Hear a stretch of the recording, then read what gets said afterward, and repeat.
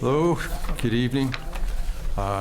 This is call to order of the Hull Municipal Light Plant Board meeting for November 20th.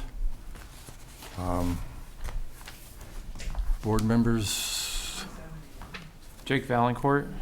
Dan Ciccarello. Tom Burns, Pat Cannon. Stephanie Landry. okay, all present, and town manager and the Interim ops manager. right, interim operations manager. Great, okay. Everyone's here. And members of the public, thank you. So, we have a full agenda tonight. And after this agenda, we have an executive session.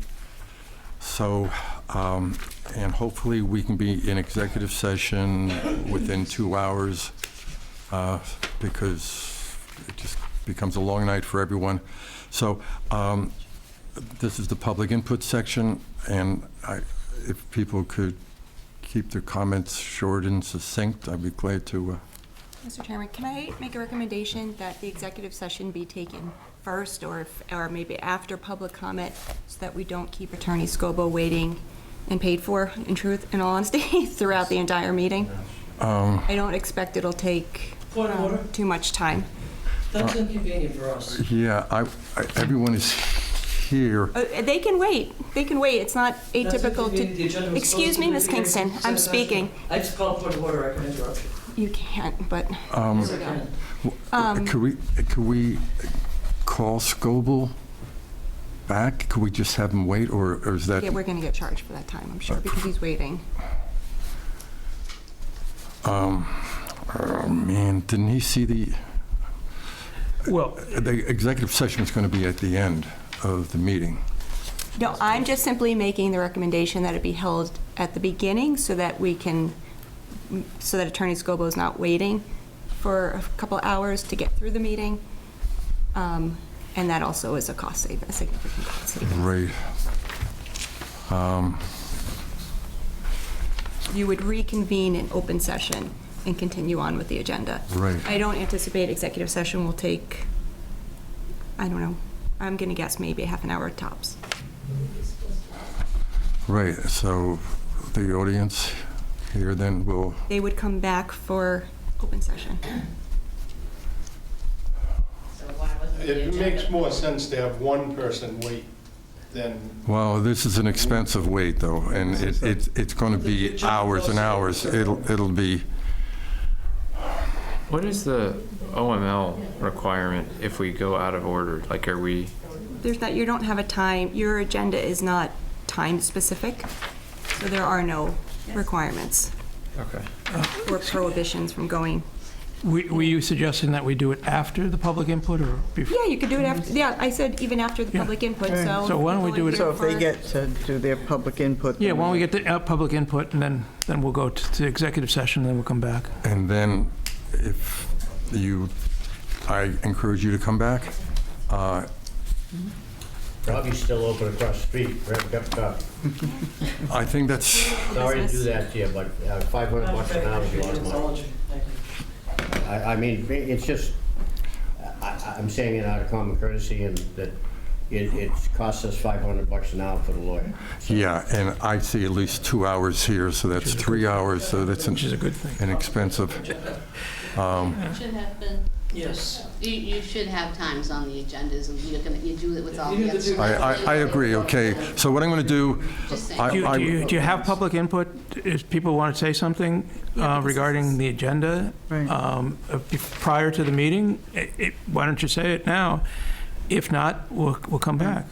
I just think from a common sense perspective, if you're so concerned about attorney fees and you control the agenda ultimately and post it, you should No, I have put don't. it at the top. Mr. Chairman. okay, well, I'm not here to talk about agendas right now. We just want to get this done, okay? And I will take public input now.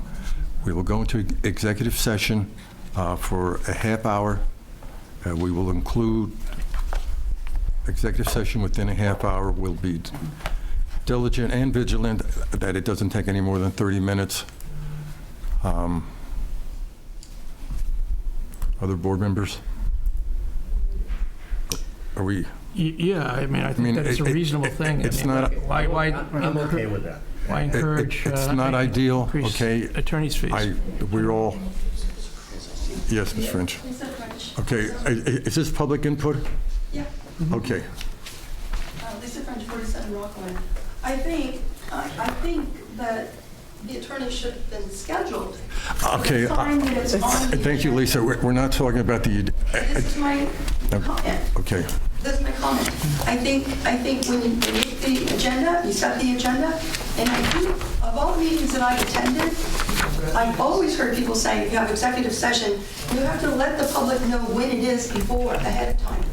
If it's scheduled at the beginning or at the end, it has to be at that time. Lisa, Because when people attend the meeting. I'm not going to talk about the agenda. We're trying This is to, my comment. okay, This is my comment.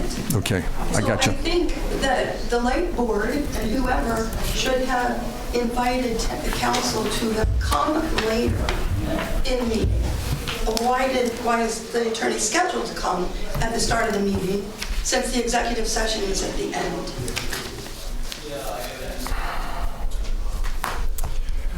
I don't know. I don't know how everybody else feels here, but the concept of coming back here in a half an hour is not desirable. So, or doing this and then leaving and then coming back. I'm gonna put it out here. I'd rather leave now and come back in a half hour than sit here for a half hour and then come back at a quarter of 8, 9, whatever. Okay, how about? You guys deal with the attorney on whatever the we go subject is into- in 10, 15 I'm going to propose right now that we go into executive session in the next 2 minutes. We conclude that by 7:15. I think that's more reasonable. And everyone can reconnoiter back here.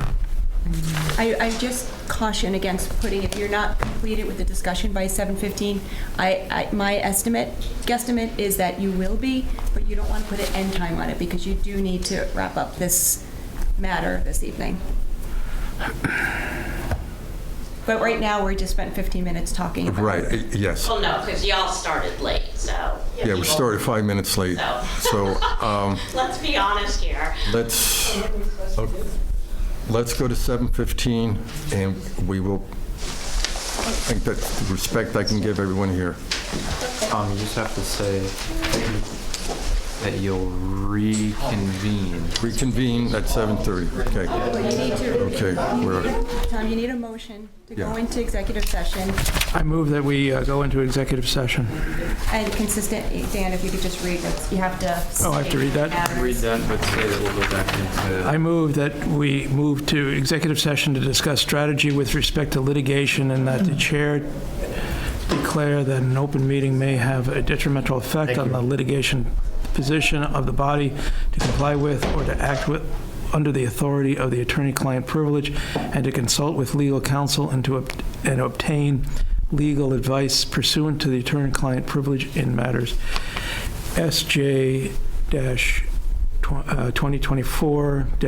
SJ-2024-0113, Town of Hull, acting by and through the Hull Municipal Light Plant and the Hull Municipal Light Plant Together Hull versus Department of Public Utilities, DPU, and Spinnaker Island, And to reconvene it. and to reconvene thereafter, in open session thereafter. Second the motion? Okay, okay. Aye, Landry. Roll call vote. Roll call vote, I, Landry. Aye, Pat Cannon. I, Burns. Aye, Dan Chickerlo. I'm Valencourt. James, can I ask you a favor? Can you go down to the community TV?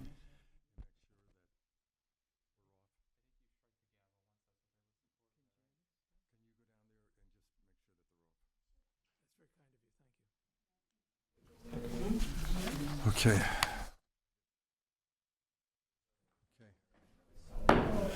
I'm calling us back into session. We finished, we concluded executive session. I'm going to go back to where we were at public comment.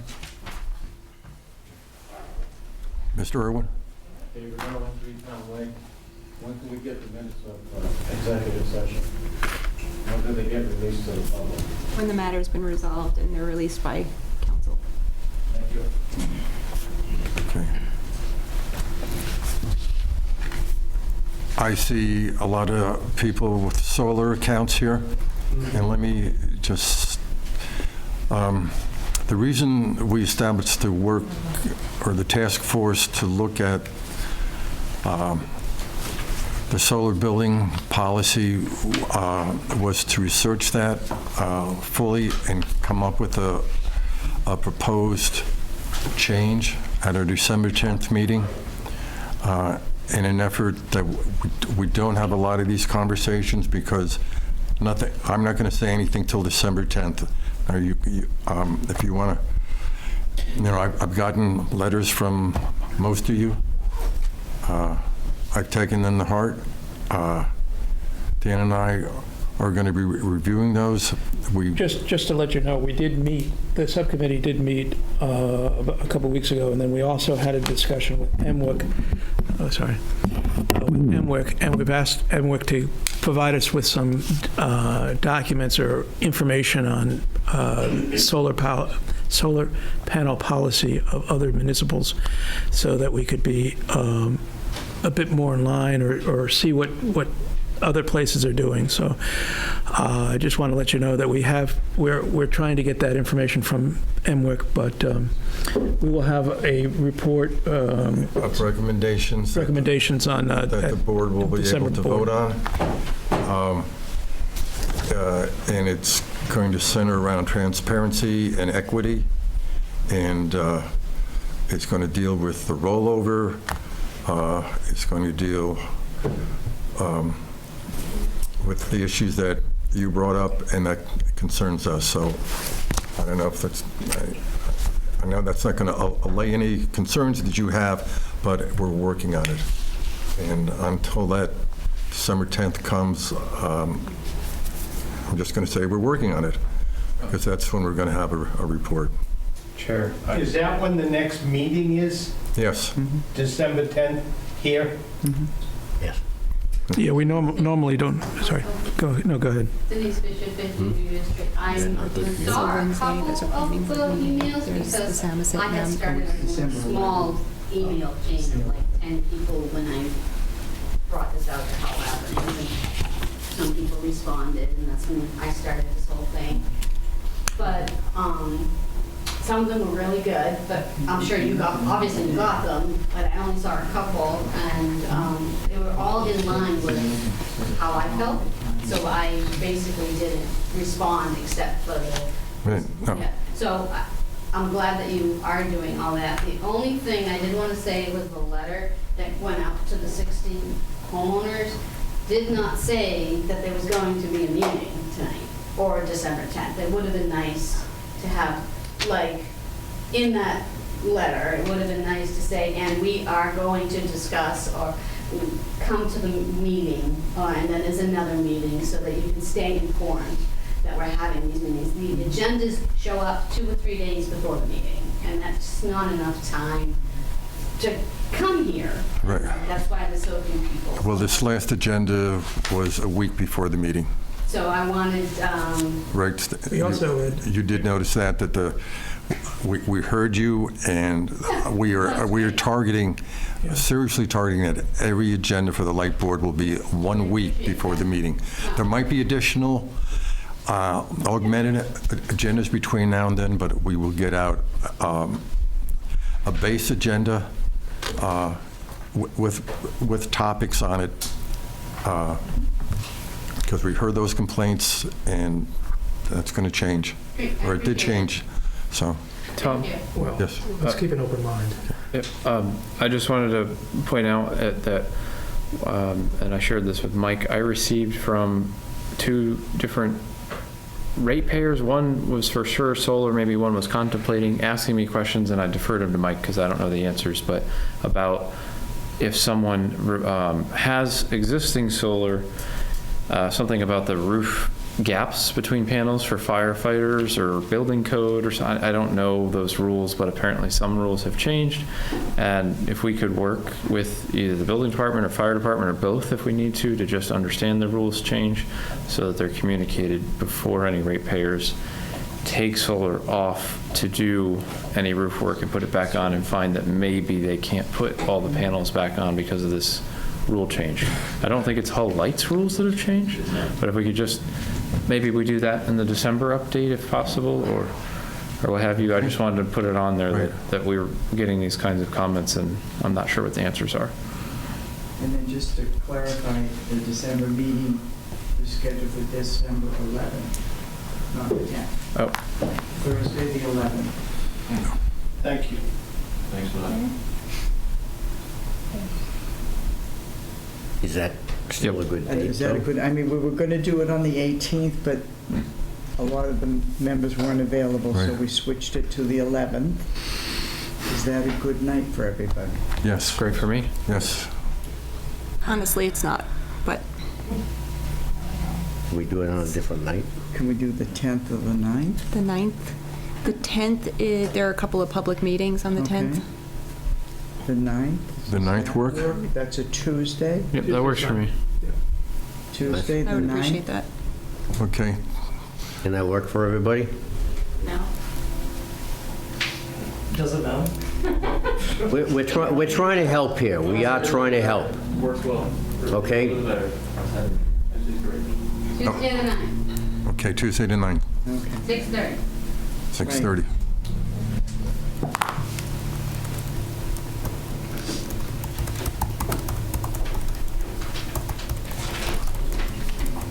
Yes, ma'am. Roseanne Mark, you mentioned that you're asking NWIC to provide you with information from other municipal light plants throughout the Commonwealth in order to research what the other plants are. Right. Would you be willing to share that information? Probably not, we will, I'll probably share it with the board here, but I'm not going to be a conduit for all that information. And I'm not going to necessarily pattern it. It's going to be adding to a final decision. So if, if the consensus does one thing, we might not go with that. We might go with something completely different. But another potential is we might revert back to the way it was. Okay, there's different things going on here, but I'm not going to be a conduit to give you all that information because our decision, the board's decision, will be based on best practices, transparency, and equity. I'll add to that, Tom. So Emma did tell us. Roseanne, also, when I'm finished, if you could just state your address, because I don't think you spoke earlier. But Emwick told us that what they're going to gather for us is already public information. It's actually on the websites of these munis. They're just kind of bringing it together for us to take a peek. So it's not that they're finding us confidential information and disseminate it to us. It's just sort of guiding us. But what I think Tom's saying here and what was discussed on Tuesday, we were all at Emwick on Tuesday. What was discussed around solar was largely that it's good to know what others are doing, but we definitely need to put a policy and rates together on all things, not just solar, that meet Hull's needs. So I just wanted to add that out there. There's no secret. It's already public information. They're just kind of organizing it for us. Great. Could you state your address? 26 Warren. Thank you. Richard Monarch, 26 Warren Street. On August 22nd, at Pat's suggestion, I put together a list of questions for the Hull Municipal Light Plant, and so far they haven't been answered at all, and not even a response to the email. So and I understand that there's been a retirement and a new guy. So I have a copy here. Thanks. And if we could get answers to that Sure. pretty soon at this point, Okay, I'll I'd take a look. appreciate it. Thanks. Okay, great. Thank you.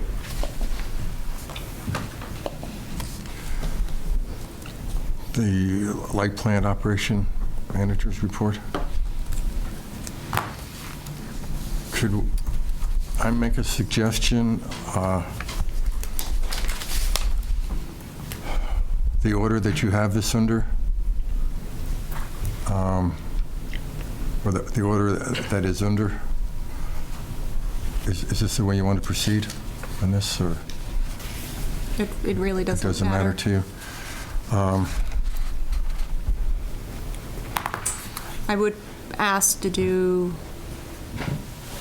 do you mean within our report? Yes. Okay. Not necessarily. We do have staff here, so I would ask that the budget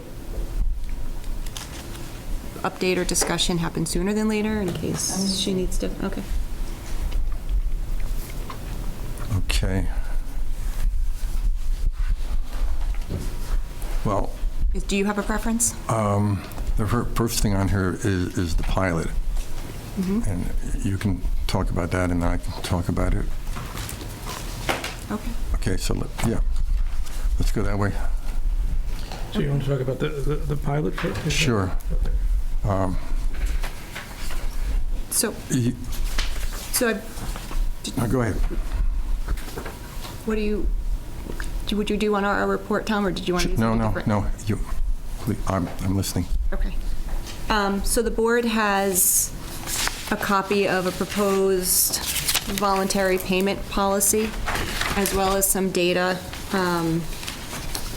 to answer a question that's been asked a number of times.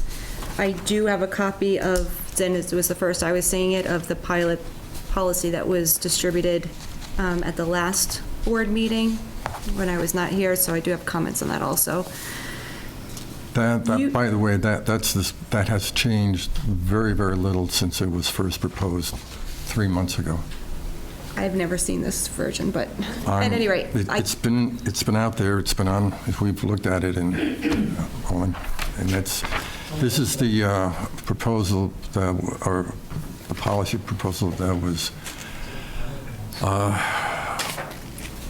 Attorney Scoble we can reviewed. talk about them. Okay. May I ask you before you begin? Yep. Is this the current policy, or is this a proposal? If there's an existing policy, Dan, I don't know one. I think that's sort of what led us down this path. So this is an alternative? This isn't, there are two options on here, and I'll explain them. And the narrative in here was pulled from the policy, the draft that, I don't know who drafted it originally. It just took out all of that subjective language and just really drilled down to really Chapter 164. But one of the questions that we get asked a lot is why is the light plant subject to a voluntary payment? One, it is permissible in Massachusetts for MLPs to make that payment to their municipalities, and in fact, the vast majority of MLPs do make voluntary payments to their communities. If we were with an investor-owned utility, and I give you 4 examples, Norwell, Situate, Marshfield, and Pembroke, they would be making these payments to the municipality, so an equivalent of a voluntary payment. And that would be based on the assessment of whether it's facility, poles, transformers. I might be leaving out a few things, but those payments would be made by the utility to the community. So you could see Norwell National Grid pays annually $350,999 to them. Situate N-Grid pays $239,947. Marshfield N-Star pays $584,238. Pembroke National Grid again pays $318,386. The pilot payment that has been made by Hull MLP to the municipality has been $200,000 for the past 10 years or thereabouts, 11 years maybe now, It's been more than that. annually. Yeah. Not 200,000. Well, back in 14, it was up There to was 600. one year that it No, was. 3 that was years during it the was up to reception. 600. Okay. Well, it's, 99% of those, that time, yes, okay. I'll go along with that 200 number. okay, thank you. Is actually considerably lower than those comparable communities and pays for things similar in nature.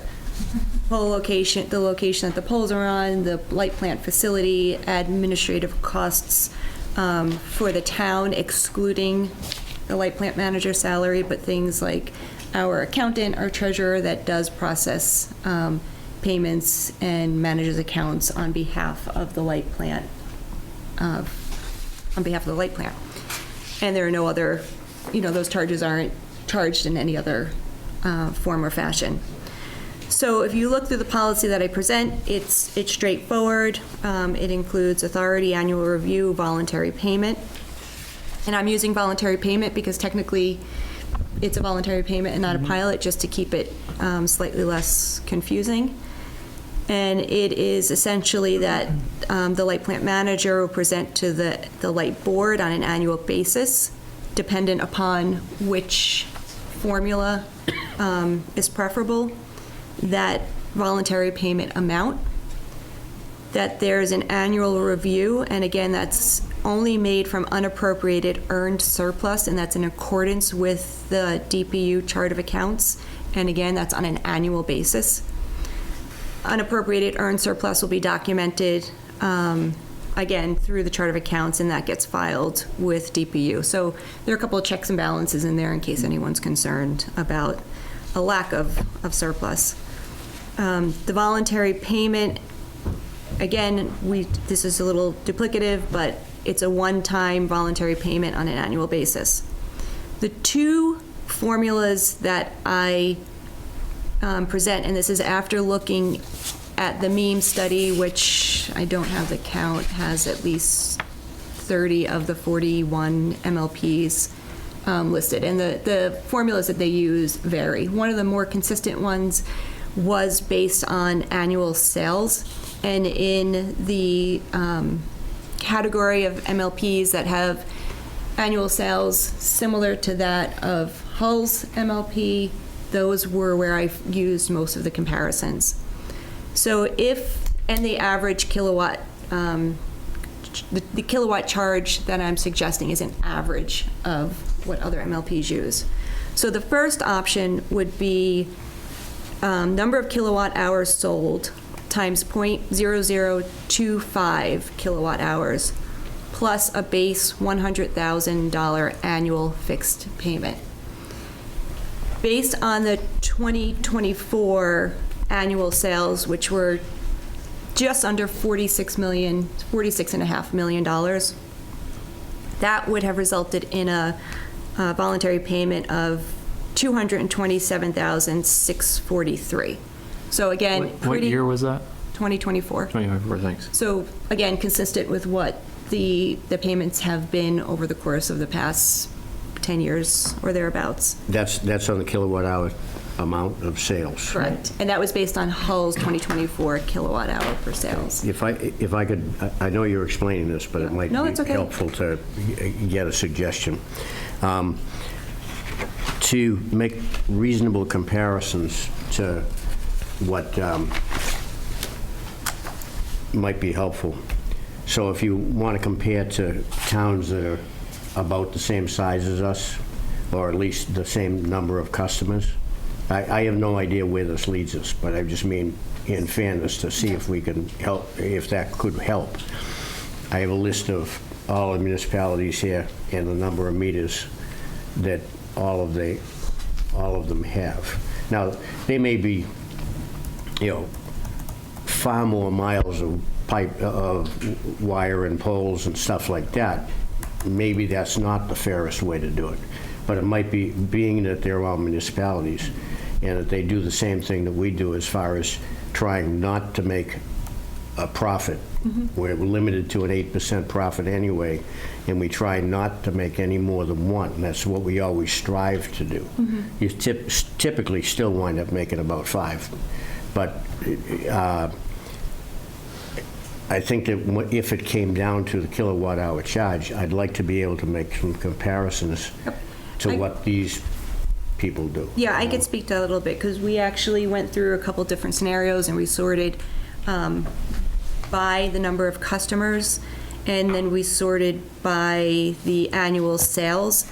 And I don't want to put Mike on the spot, but I don't know if you want to speak a little bit. The reason the number of customers didn't always equate to, or may have been comparing apples to oranges with Hull, was It's commercial. essentially, yeah, residential. Hull is majority residential.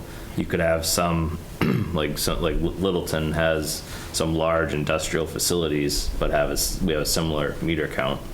So their kilowatt hour sales are way more than we are. So you really need to think about when you do a comparison to make sure that you're comparing. I mean, apples to apples. reasonable argument. It's just, I do have a lot of that information here with, for all different sizes. And because I was using this for more of where we sit in the pile of our rates. Now I'll get to that a little later, but I think in your suggestion it may be helpful to at least look at that part of it, if that was the case. And then the other thing relative to any kind of a voluntary payment, I'd like to also get to a point of we have an understanding about the streetlight charge, because that's now down around 50,000, because we had changed the town to all LED, so the cost had come down. It used to be 75,000, so there's been a savings on both sides, but everybody in this board, well, most of us in this board that remember that there was a deal made on Hull Wind 1 for the streetlights. And I'd like to, in conjunction with this, I'd like to be able to talk with that so that we get an understanding that, okay, where this sits us here.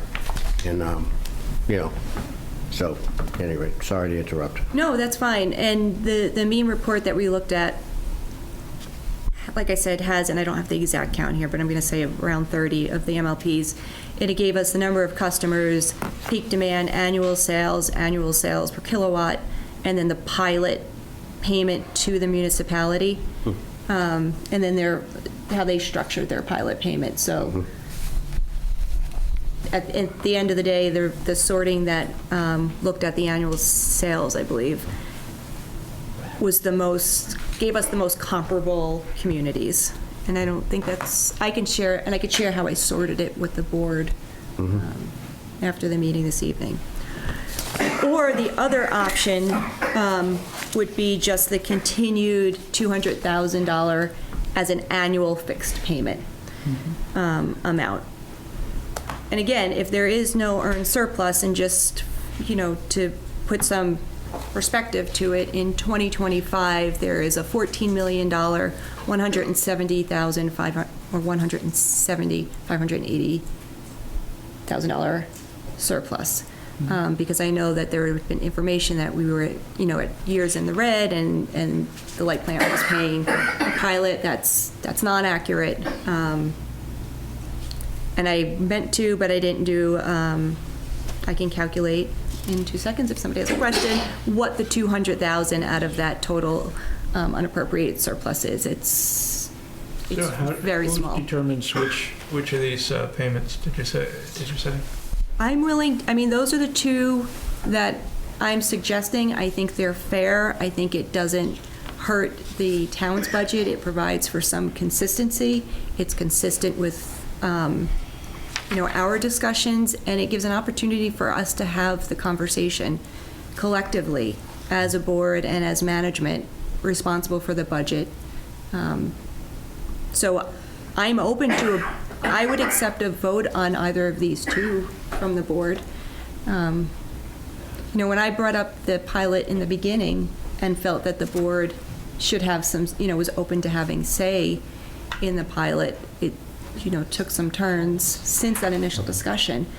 But Mike and I had discussions, sat and tried to think of a very fair, comparable method for coming up with a voluntary payment from the light plant to the town. And that left, that was an objective approach and was fair to both entities. But I would be willing to, leave that vote to the board. I don't think that, Nick's made it very clear the board is the only entity that can vote on pilot, right? We have to do it once a year, regardless of what the written policy is, because 164 says so. It's just the law. Where does it say so, though, Jake? Voluntary payment is not actually...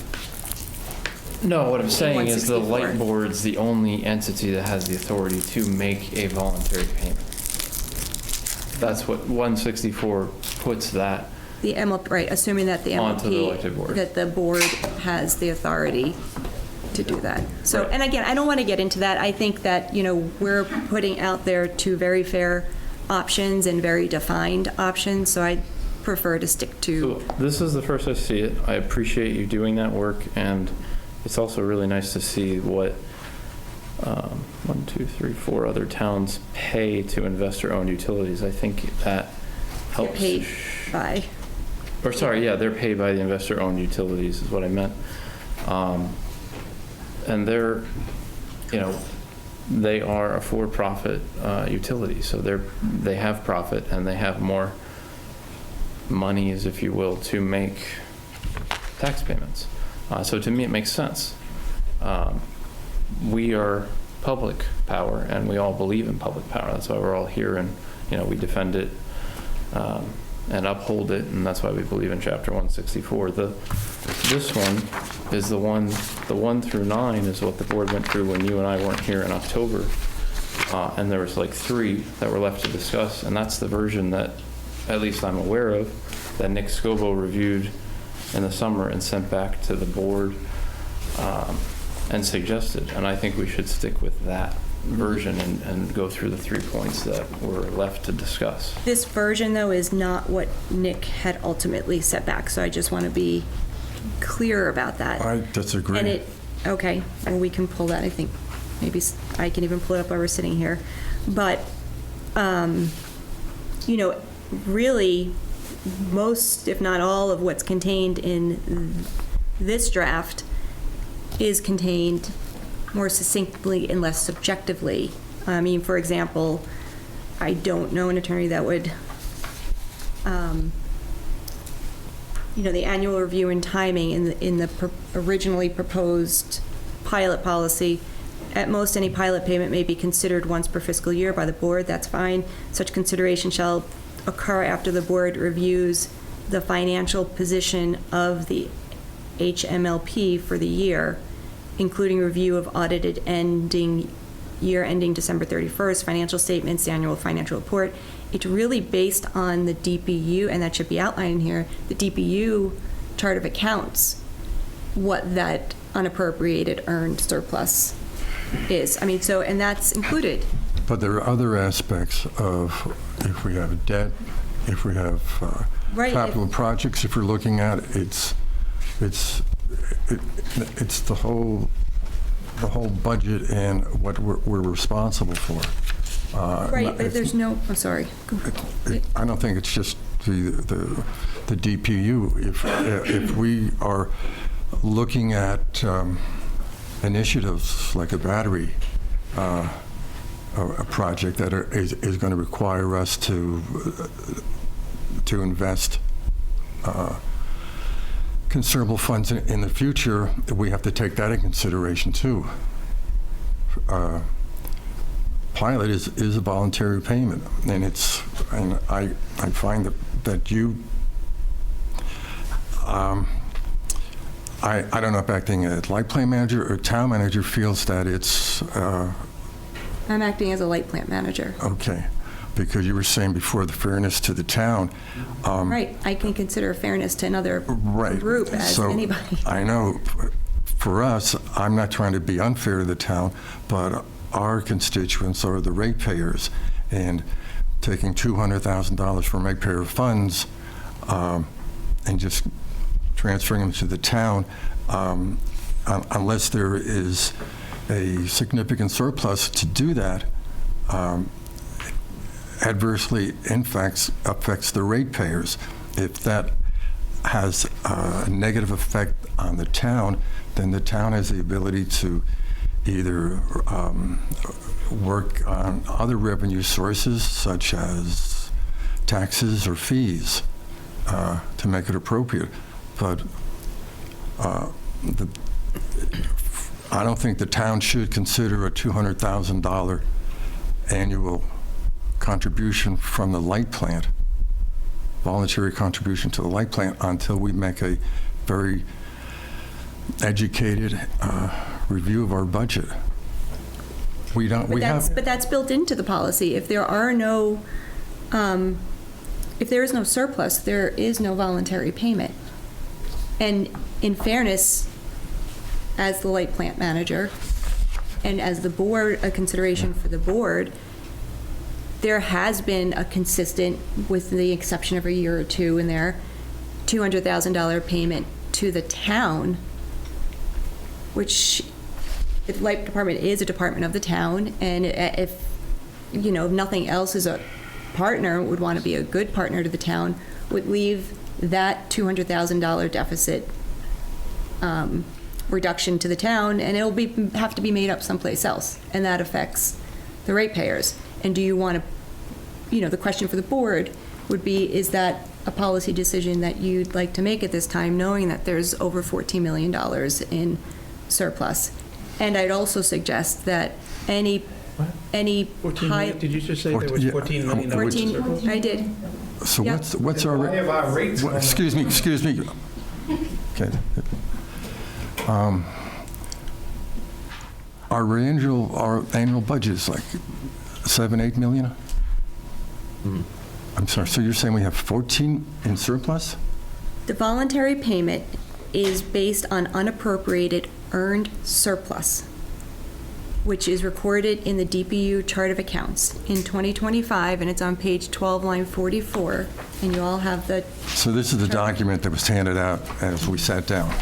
Yes. That was completed just today because we just got the information from the Okay. accountants, and DPU is looking for it.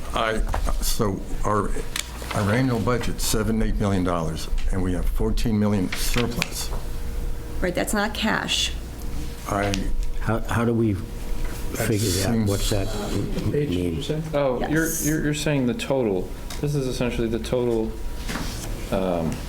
monies received in the calendar or fiscal and calendar year of 2024 was $14,461,052, right?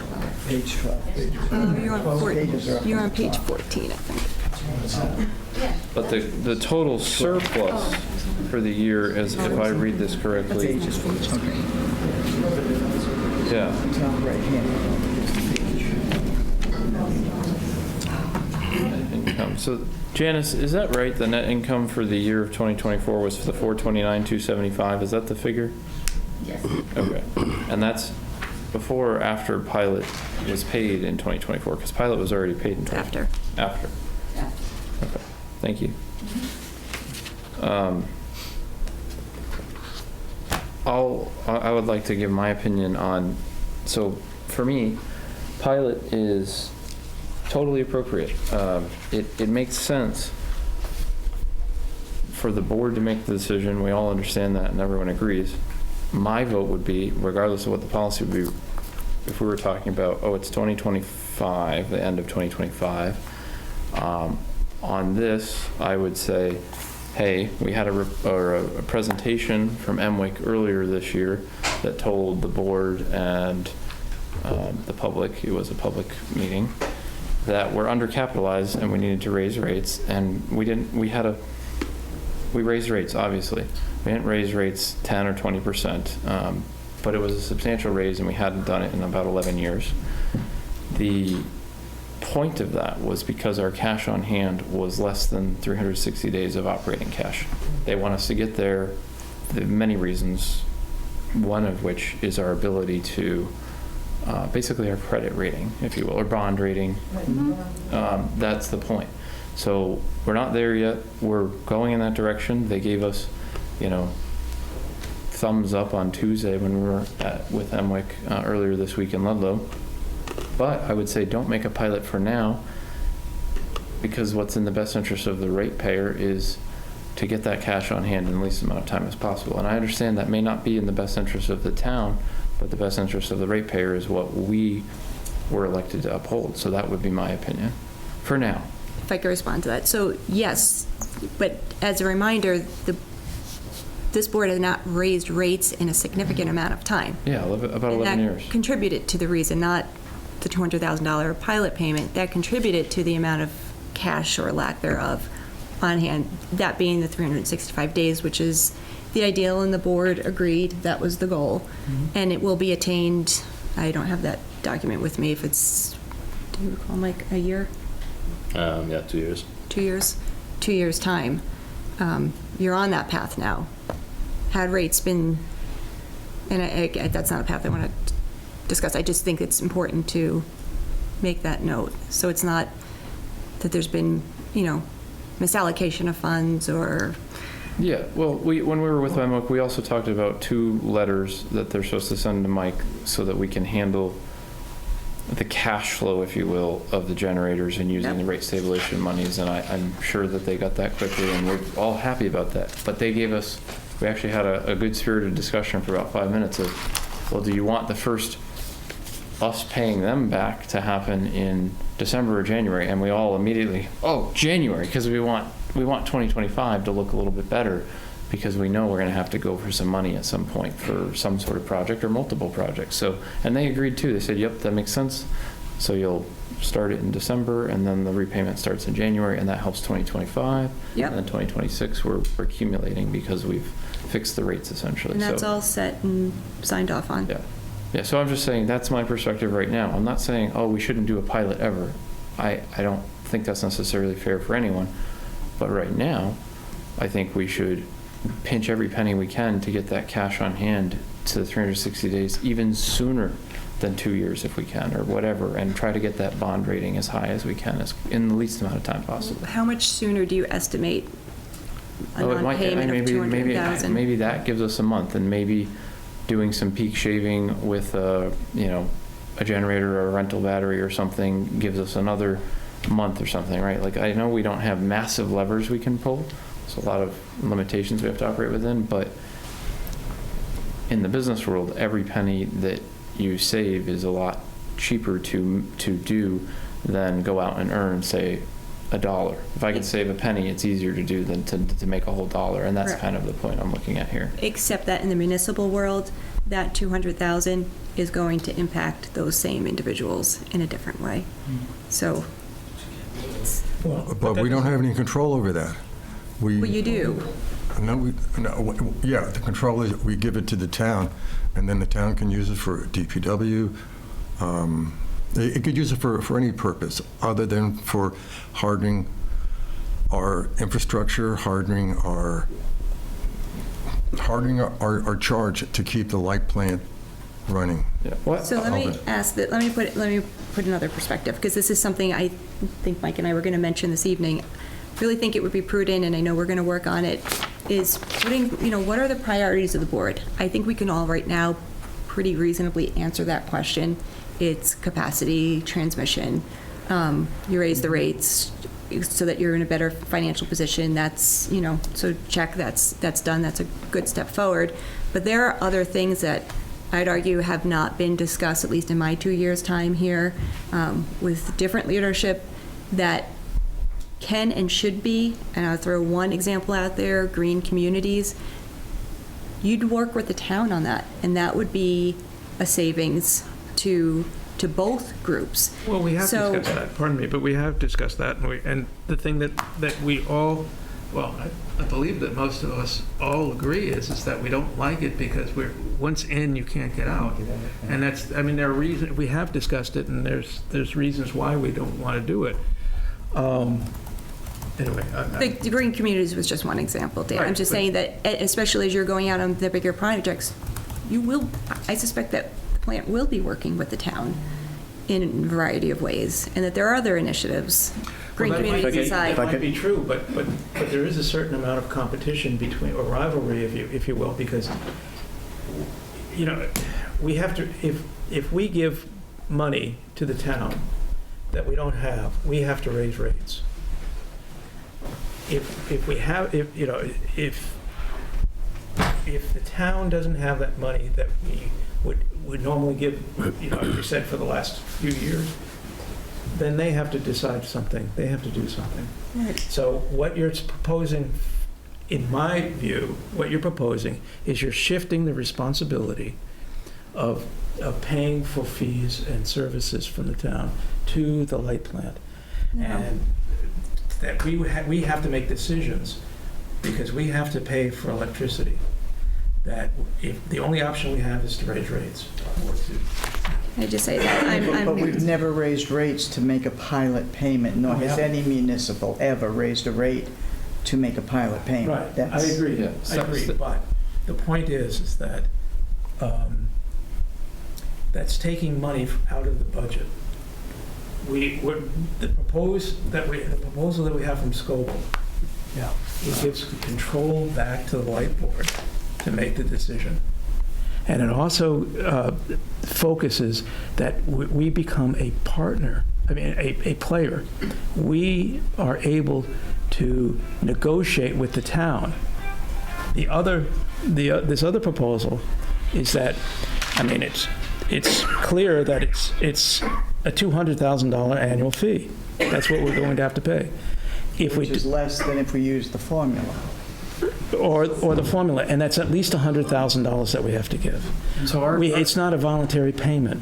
The authority, Well, it is voluntary in the sense that, A, you don't have to make it. It is voluntary, and it's on surplus income. no, but we've agreed that, Guaranteed every year you get it, but generally, there's always been a surplus, and then it was shared with the town, and the town was allowed to put it in their general fund. It was like we gave it to them with no strings attached. You can use this money as you feel is in the best need for the town at the time. either it's going to be over $200,000, or it's going to be an annual fixed payment of $200,000. It could be That's under not a depending on voluntary payment. If you have the other policy that Scoble has said, then it's a negotiated amount. And that's a negotiated amount by the light plant with the town. See if I can, see if I can. Can I just, Light board can I with the think- but I town. think, I want to be, this isn't Scobo's, this isn't Attorney Scobo's proposal. This was According to sent Tom, in. it is. Tom It's said not. it was. It was a Well, proposal we should- sent, Then you should That's ask why I Dan. asked. Yeah. That's why I asked. I understand now. Preferably, it should be on his letterhead, it should be dated, it should be submitted into Well, our it's too bad that he's not here documentation. and Now, the again. documents, because if this he did it for Article 37. That's on his letterhead. He submitted it to us. It's in our packet. what did he do in Article 37? Proposal that Scoble did, it should be this, it should be. John, did you get this? submitted the same way. Did you get this proposal from Scoble or not? We gave it to Scoble to look as a pilot policy. Same as Article 37. Yeah. All I'm saying is, And he he responded. redacted it, he made his edits, his corrections, his changes, and sent it back to us. I believe it should have come back to us in a legal document. Did you get the letter that, Yes. so you've seen the letter? Okay. I did. But it's still not, it's still a It's still not- plain piece of paper with red redacted lines that I just didn't think was appropriate. It's being presented as Nick, Attorney Scobo, made this recommendation to the light board, and that's not accurate. But I also want to say, Dan, you use the word rivalry, and I'm really concerned, as the light plant manager, that that's the lens which the pilot payment in particular is being looked at through. And it really should be. It's not a rivalry. I understand that the board does not like how it happened in the past. And again, the very reason I, extended the recommendation to work together on it. And it's taken I think, quite unfortunate path to date. It should be a partnership because it's not, how the money, the town uses that money, that shouldn't be a decision point for this board. It's a charge unlike anything else, and for the reasons I said, use of the facilities, use of staff, use of land for polls, those all come at a cost. We maintain them. We provide those administrative services. So it's not, here's $200,000 and then town gets to use it as they choose. It's covering the costs of those services. On the flip side, I will toss this out there, the town, and this is as a educated light plant manager, the town could then in turn say, okay, we're going to have to charge then for the costs we're incurring without any type of determined and predetermined, payment support for those services, which I know exceeds the 200,000. That's also in the report. The community services, the things that we do to help out the light plant, that exceeds. If I were to put a true dollar figure to that, it far exceeds the 200,000. But the point is, though, is that when you're talking about a partnership, there has to be equal partners here. And that's the issue that we're talking about with the Scoble plan as opposed to your plan. And that's. But how so? What is the difference in? Well, the difference is that there's a particular way that we're going about this, and that there's no standard that we have to adhere to. We have to pay either the number of kilowatts sold by that particular amount plus $100,000 or $200,000, unless we can verify or justify that we can't make that amount. That's what your plan says, and that's not what our plan says. What does your plan say in terms of Our plan says is that we get together and we make a determination. based upon? Well, based upon the financial performance of that previous fiscal year. But it's a decision made by the light plant, by the light board, not the. I can answer Sorry. that. So I did write the original draft, and Nick Scobo has changed it substantially. I wrote it, I think, in July or August, but he got it back to us in like September, I think. So, and he changed it substantially. He made it much shorter, right? It fits on one page now. This is just one page long. Actually, got it to one page. It's what? Go ahead. So, what it means in terms of fiscal performance is, like, for example, we just got into this, and it's great that we just got it, and it's great, Janice, that you're here tonight.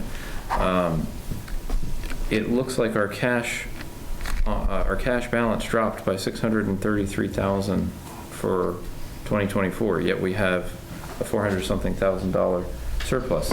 So I've got a couple questions. Normally, if your cash on hand is lower at the end of the year than at the start of the year, you don't have a surplus. That would be an operating loss. So I'm curious why our cash went down by over $600,000, yet we have a reported surplus of $400,000. And I understand it might have been timing or something, but I'd like to dig into that. Our cash dropped on page 10. If you look under current accrued assets, line 16. I think this is the DPU line 131, but it's line 16 on the far left. Cash went from 1.2 million to 573,000. Where did it go? Why has it dropped if we're in a surplus?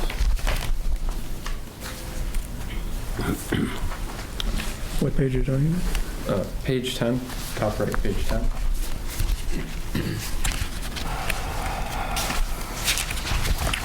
It's a comparative balance sheet, assets and other debits.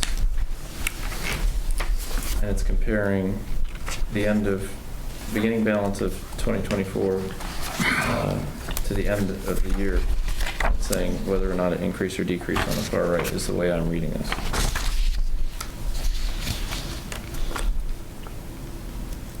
I would have to get back to you on that. I mean, and if the board. Generator costs and power costs. Okay, so generator costs and power costs is why the cash declined. 633,000. Yeah. If we had a cash drop by 630,000 some odd, how could we report a surplus? What am I missing? Surplus is the value of the plant, all the assets. Right, okay, so maybe that was where some confusion It's came just with the, Emily. it's just the amount that it decreased. Right. It's not saying you're negative. This is, well, the line 16 is your cash account, right? It's like the operating cash account.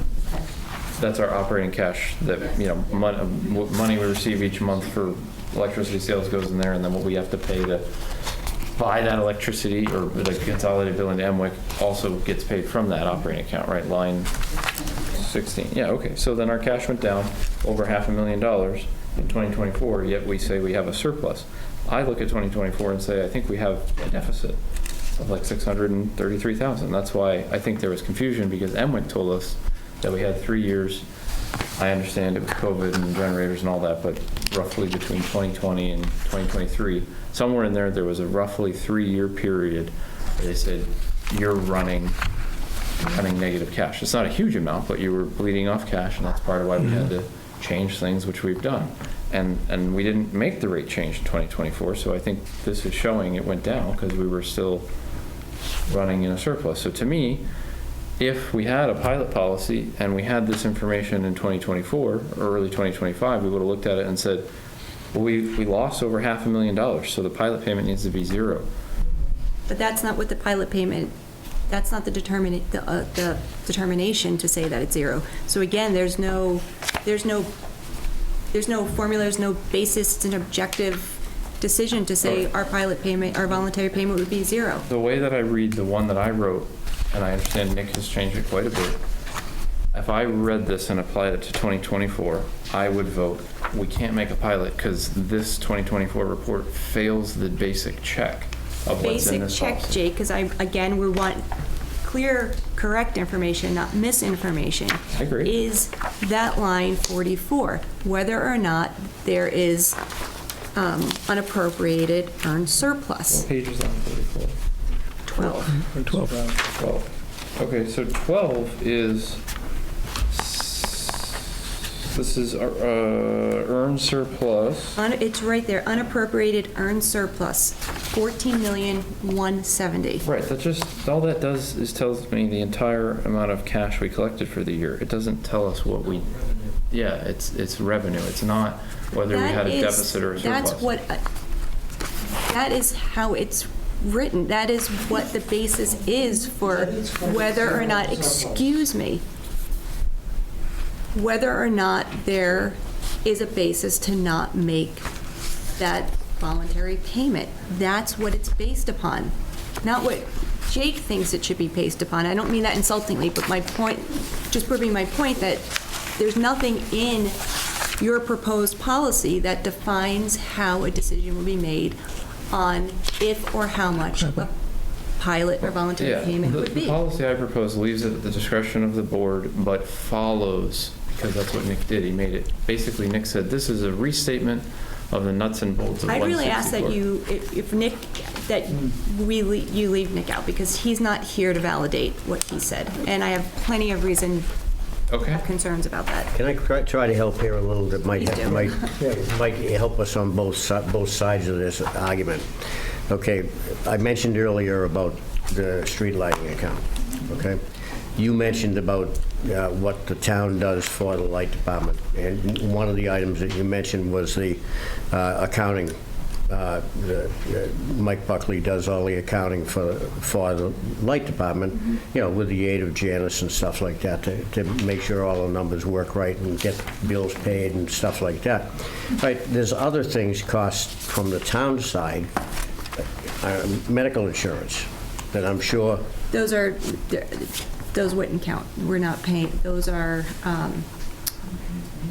those actually don't count. Yeah, there's a other services line item. I'm looking for it now. Do you know where that is, Janice? I just would have thought that. Those I are, think in years past, I think it was around 400,000, but it was like other services from the town. No? Well, that whole, okay. like, it's a wash. reimburses to the town. The Like, plan maybe actually it's does. payroll or, yeah, benefits or something like that. What line item is that? I'm not looking at it. So that would be 926? 926. I can give you an example. So in 2024, the total, to answer, and this is only a portion of it, the total pilot, according to the formula, it was 283. In reality, the cash was 200,000 to the town. That extra $83,000 in services were streetlight usage, traffic light maintenance, and then, you know, things like installation or removal of the banners or the baseball field nets at L Street, Code Red. Those are the extra. Okay, all right, so Non-cash. I appreciate that, because that's showing that Hull Light does a lot of stuff for the town, just because we can. You know, I mean, things like the banners and, you know, once in a while, street poles that make fences and stuff, all kinds of different things, because we've got the equipment for people to do that. I love that, okay? But at the same time, and when we're talking about money going out one door and into another, stuff like that, that there has to be a reckoning to say, or a realization that both sides are working together to be able to do that. And, you know, it's probably good to have a policy that gets us at least close to, that we can recognize that we should pay something. Buildings and everything. And to come to a realization that, okay, yeah, we're a municipality, so we don't pay taxes. But we should pay something, because there has to be a recognition that we are a partnership within the town. We're departments together.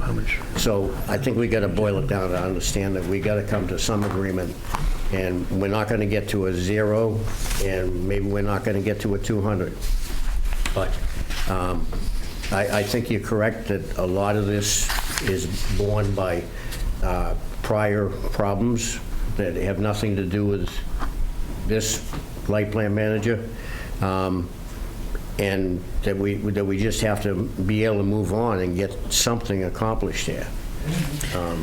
So. Well, let me ask you this. Last time we were here, we had gone over these different points from the 9-point one. Yep. And that we had agreed all but 3 of them, I believe. 1, 5, and 9, I think. 8. 1, 5 and 8. 5, 8.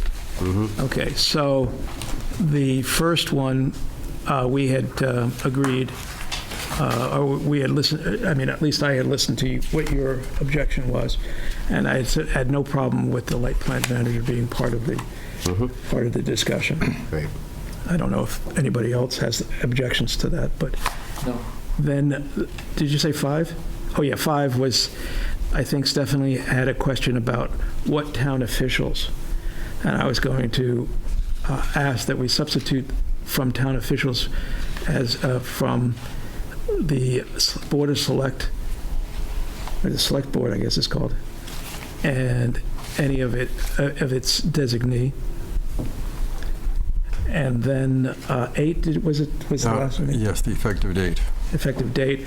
I thought we were going to talk about December, because that's the question is because we're on a different calendar. We're on January 1st to December 31st, and I think the town is from, July 1st to July 1 to June 30. June 30th. So we were talking about January 1st, and maybe having the collection of it, or the submission of it by April or something. Is that what we talked about? Well, just so that alone, the DPU report is typically due by September, so you will know what your unappropriated earned surplus is by that point in time, which gives enough time for the town to get into its budget cycle and develop its budget for the subsequent fiscal year. So I think it shouldn't be an issue. The timing shouldn't be an issue. Okay, all right. Fair enough.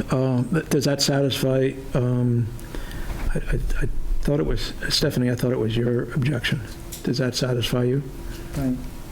Can I respond to that if, Yeah. I mean, you're going through? I mean, so I don't know what prudent judgment means. It still doesn't determine how is that pilot being determined? Financial obligations and future needs, as well as input from Select Board? Is that what you're?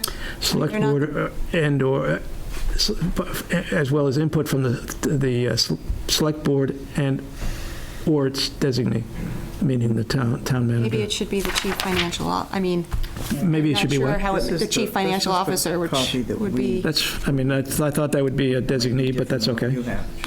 I'm sorry, That- I'm sorry. I'm Yours trying- may be different than what we have, is what I'm saying. I don't This is think what we used at the last meeting. Yeah, no, I to have the mark same up. copy. You got the same thing? Yeah, I'm just, Chief financial officer is fine with me. I thought that would be covered under the designee, but that's fine. I just thought that could be the town manager. That would I give don't a have greater problem. that is latitude. the town manager. But what is the formula? How is it being determined? It's not a formula. So say there's surplus of $500,000, just to make a very round number, right? I know it's not ever a round number, but say it was. And say we looked at it and said, well, gee, we didn't, like one of the questions is, have we put any money in the depreciation fund? And I'm looking through this now just tonight. And it looks like we put $712,221 in depreciation fund in 2024. Does that sound right? Or am I reading this wrong? It was 900,000 that we put in? Right now there is. Oh, okay. So we put 700 something in, but it's, Just every month on the depreciation. yep. But we funded it in 2024. It's there. And it would, and Oh, yeah, no. it's my understanding, it wasn't funded in '23 or '24, and that there was a little less than 900 for those 2 years. Okay, so then we haven't been able to contribute anything to the depreciation fund for 23 or 24. So I would look at that, and that would be part of my opinion as a board member. Now, I know it's not written in any of these, but I would say, well, gee, I think we should be funding depreciation at 3% right now. If we haven't, then we shouldn't make a pilot in that year, and we should make other changes so we can fund depreciation at 3%. I understand you can fund it up to 5, but that's a big step up for us. So I would target 3, and we kind of talked with Emwick about that. But that's how I would look at it, regardless of what pilot. So we really need to be funding depreciation because we're going to have to make investments, and we haven't funded it, and we're seeing our cash is declining in 2024. So based on what we have in front of us, I would say don't make a pilot yet, and let's keep making changes so we're putting money in the bank because we know we're going to have expenses. I think it's really that simple. I understand that we're trying to codify it so that there's no bickering between board members and when there's future board members, if we're all gone, people can look at something and say, well, crap, we have at least an idea of how to figure this out each year. I think that's actually a good thing to do. I'd like to. We do, except they still think it's objective. I'd like to make a suggestion that might help along even working through this, okay? So 200 grand is a lot of money, okay? And we've been used to this having been paid, or one way or another, it's been paid. I'd suggest that, okay, let's start with $100,000. Let's just we're going to regularly pay at least $100,000 with a possibility, depending on our free cash, to be determined by the board once a year to maybe fill in some more money, no more than $200,000. Because we're at a stalemate here. It's not going to be zero. It should be zero. No, because just like the light board manager, light department managers told us, there are things that the town also does for the light department. We do a lot for the light department. I mean, for the town as well. Yeah, we cooperate. We work as a team. Well, that's right, exactly. And that's the whole point. I just think that, to have this go around for so much for that $100,000, and that $100,000, if we divide that by 6,400 customers, it's going to come out to pennies. And That's not the point. It may not be the point, but we got to get somewhere. The point is there's a principle that's involved, and that principle is that you have the light plant negotiating with the town as equal partners, or with some type of control over the situation. The way that it is now, or the way it has been, is that we've had no input whatsoever, no control. But right now you do. We're working through it. It cuts both ways, Dan. That's why I'm suggesting, what? But that cuts both ways. I mean, the policy that's being presented to you is giving the board some option. It is giving leeway. And it don't does see it. acknowledge the ability, I don't but see it that cuts at all. ways. Because the town could turn around and say, Too rigid. okay, we know we're losing 200,000 a year. We need to make up for that. I don't view it as a loss. I want to make that clear. Okay, what is a loss? So if Hull pays the town $1 million or $2 or $200,000, Hull Light is making an investment in the town. I view it that way because there's no taxes. It's illegal to tax. But Jake, this happens frequently. You're comparing private finances No, I'm and not. budgeting. You are. Why don't I to- explain to myself municipal. a little bit more color here? What I mean by an investment is if Hull Light can afford and is in a strong, healthy financial position, say our cash balances were increasing and we were 365 days cash on hand and not the 90 or whatever it was that Emwick presented, but we were way under the mark that they recommend at the beginning of this year. If we were in a stronger position and say we had $1 million surplus, we could look at it and say, well, shit, everything's funded. We funded depreciation at 3%. We've made real great progress. Maybe we've had our battery funded through a pooled loan program, whatever. We've got our stuff together, and we got $1 million. 200,000 is an arbitrary BS number, in my opinion. Then I think it would be much higher and make an investment in the town that benefits all. But when we're in the position we're in, which is very different than what I just described as a hypothetical, we have way less than a year of cash on hand. Our 2024 report shows cash went down by over $600,000. We're not in a strong position, and we have a lot of obstacles or challenges that are going to take real investment to solve. So Hull Light should be pinching every penny it can right now to get its cash balances healthier. So right now, if the board really did what was best for the ratepayer, it would make no pilot payment for now, but once these conditions change and we're in a healthier position, the cash on hand, and Emwick says, look at that, you got a $500,000 surplus or whatever, then you say, hey, let's give what we can afford to the town. It might be $400K, it might be $800K one year, and then we might have a hurricane, and that year after that, we can't do anything because cash on hand went out the door because we had, a third of our system go down or something. We don't know, but that's really how this is supposed to work, in my opinion. It's supposed to be flexible. So can I ask, if you choose not to give a pilot and we have surplus, are you going to take that surplus and put it into the depreciation fund? I don't know if you to make can that better? backwards, but I think we can, right, the manager has to present us with a budget each year, or a proposed budget, I guess, not a budget. And we are supposed to vote on that budget. And if we look at that budget and said, dear Jen, this is great, you're doing 3% on depreciation, we're good.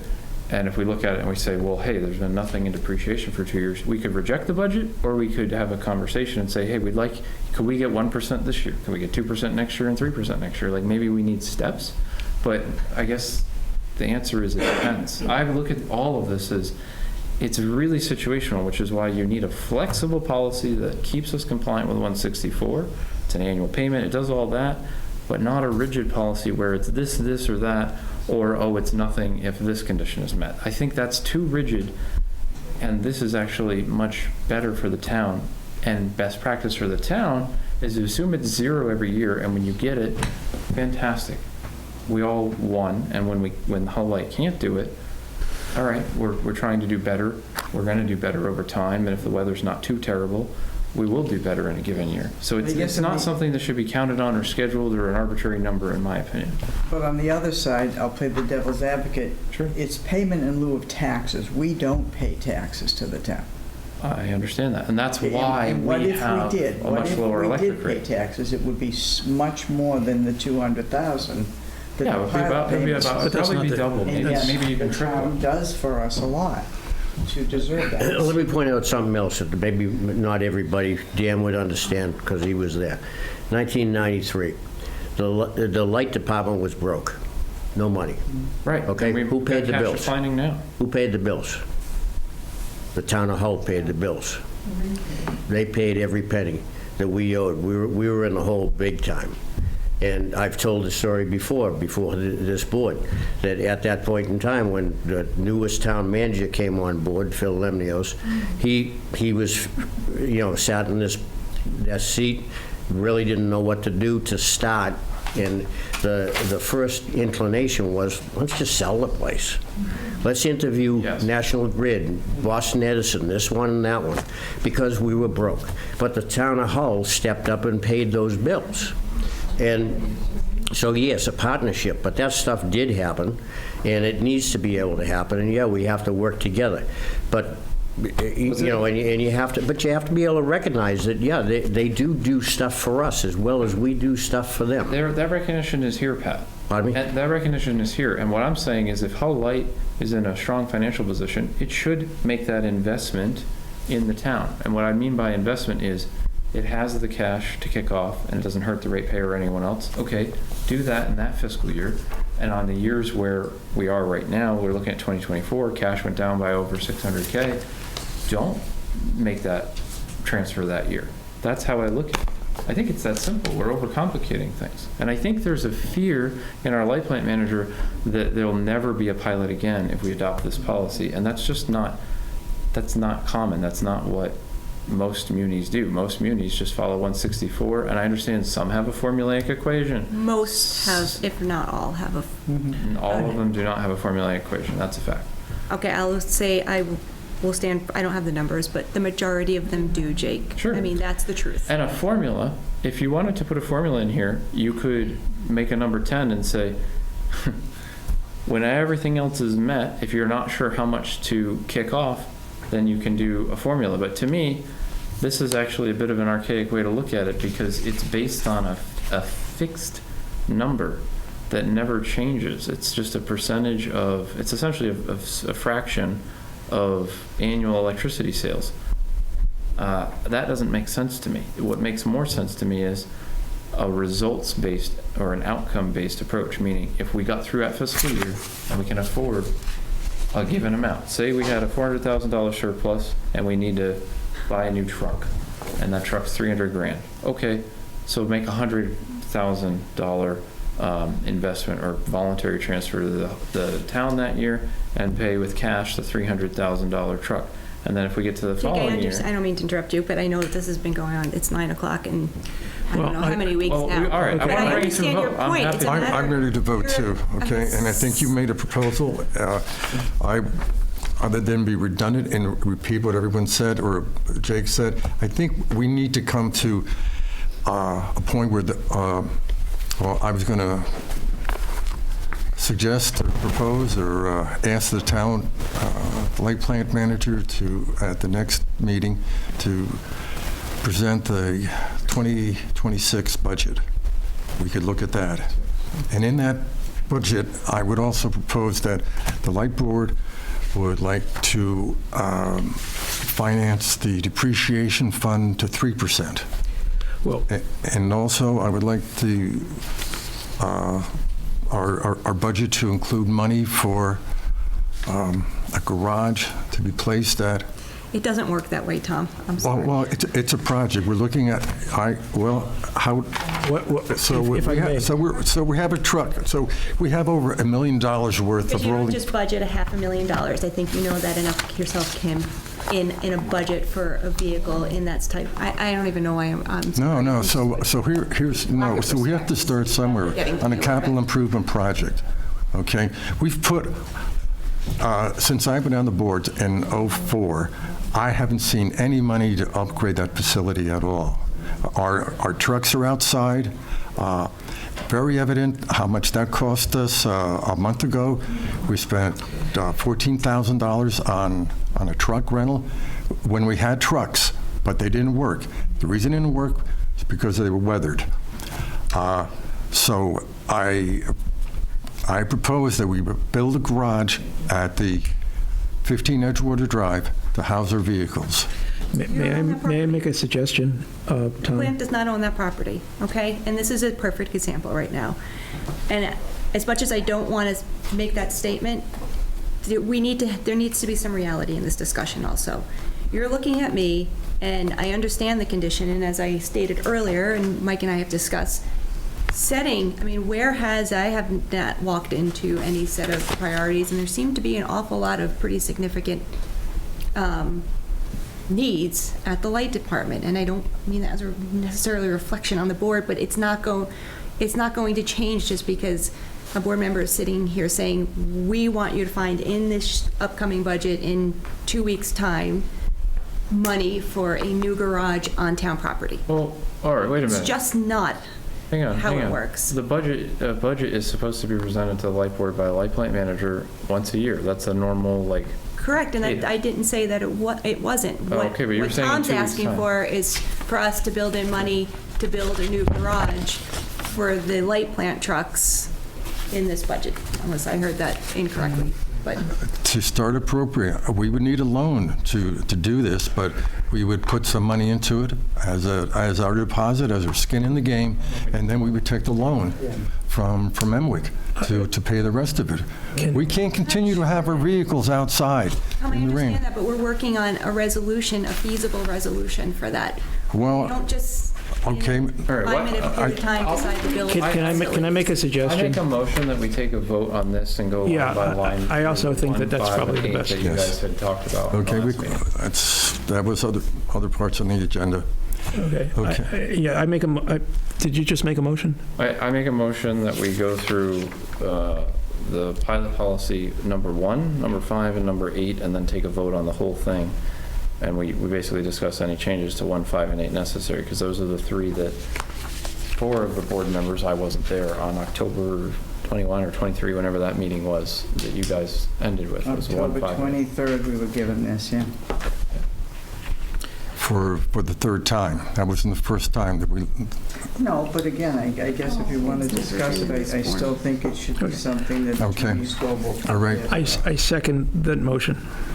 So should we go through the items? Number 1, that the town manager, or that the light plant manager be present? Or words be that the light plant manager shall not independently set or schedule pilot payments, but shall be has a right to be part of the discussion. Does that sound So appropriate? who's going to set the pilot? That's from the, if you go down to determining the pilot amount would be the board exercise. What? Number 5. Number 5. Yeah. But 5's on hold till we talk to And 7. Scopo. Well, we And 1 contradicts 5 in that. and we looked at the town officials as being the treasurer or the Can I make accountant. one other Chief Executive suggestion? Officer. Okay. This really is all governed by existing, let's broadly say, regulations. I think the board needs to decide what they think would be a fair, and it's not, because I know what you explained, Jake, that's arbitrary. How would the board decide what a pilot payment would be? And if it's not ready to do that, maybe, I think that's putting the cart before the horse, quite frankly. So I think we have to figure out what the policy is going to be, who makes this determination, and then we make that determination. I truly don't think that it's for the board to decide who makes that determination under the current No, structure. 164 says it's the board, and Nick Scobo made it very clear on August 4th. 64, I don't believe says that, and if it did, that would be under the assumption that of the structure, which we know Hull does not have the typical Right, structure. well, So we you were presented your- educated on August 4th by Nick Scobo. It was a very public meeting where he explained that the board is the entity that determines pilot. He made that very clear, and that's part of why I wrote this after that meeting and submitted it, and we've been trying to work on it since then. Under our current charter, not any future charter that may or may not come with changes. So the policy that you just submitted to us has no validity either, then? Is that what you're saying? Is that, Why would you say that, Dan? well, are you saying that, it's the whole municipal light board voluntary payments policy? If we have no authority to make any type of determination what the policy, what it is, why did you submit it to us? Because as I stated all along for months, I am willing to work with the board on establishing what that pilot is. And if it makes you feel better, we could take out strike board and put Hull Municipal Light Plant or department voluntary payment policy. I think it's still, I think it's quite clear that you're asking us to make some type of determination regarding the policy. The alternative is I could take it back and say that's still within the authority of the light plant manager, but I haven't said those words. No, I appreciate what you're saying, but what I'm saying is that by default, you're allowing the fact that we do have the authority to make the policy. No, because the authority says voluntary payment shall be presented by the light plant manager to the municipal light board on an annual basis. And again, in the spirit my of reading what of I've it been saying, it would be a mutual discussion. Well, that's what we're saying. But my policy does define the. That's what we're saying here.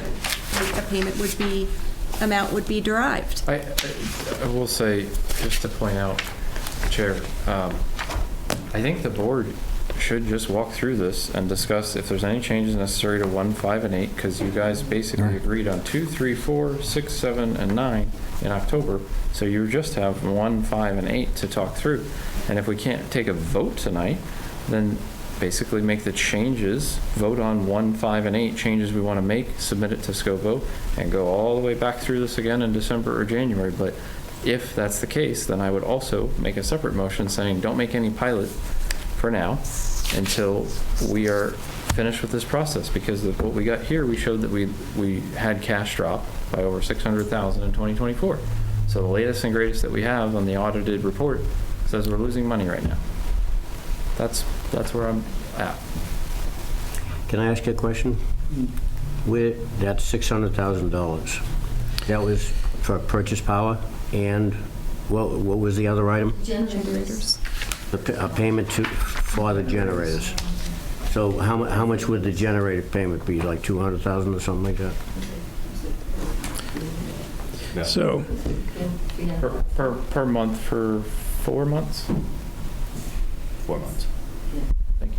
Okay. So about 200,000 per month for 4 months. So just over 800. So the rest would be purchase power, costs for purchase power.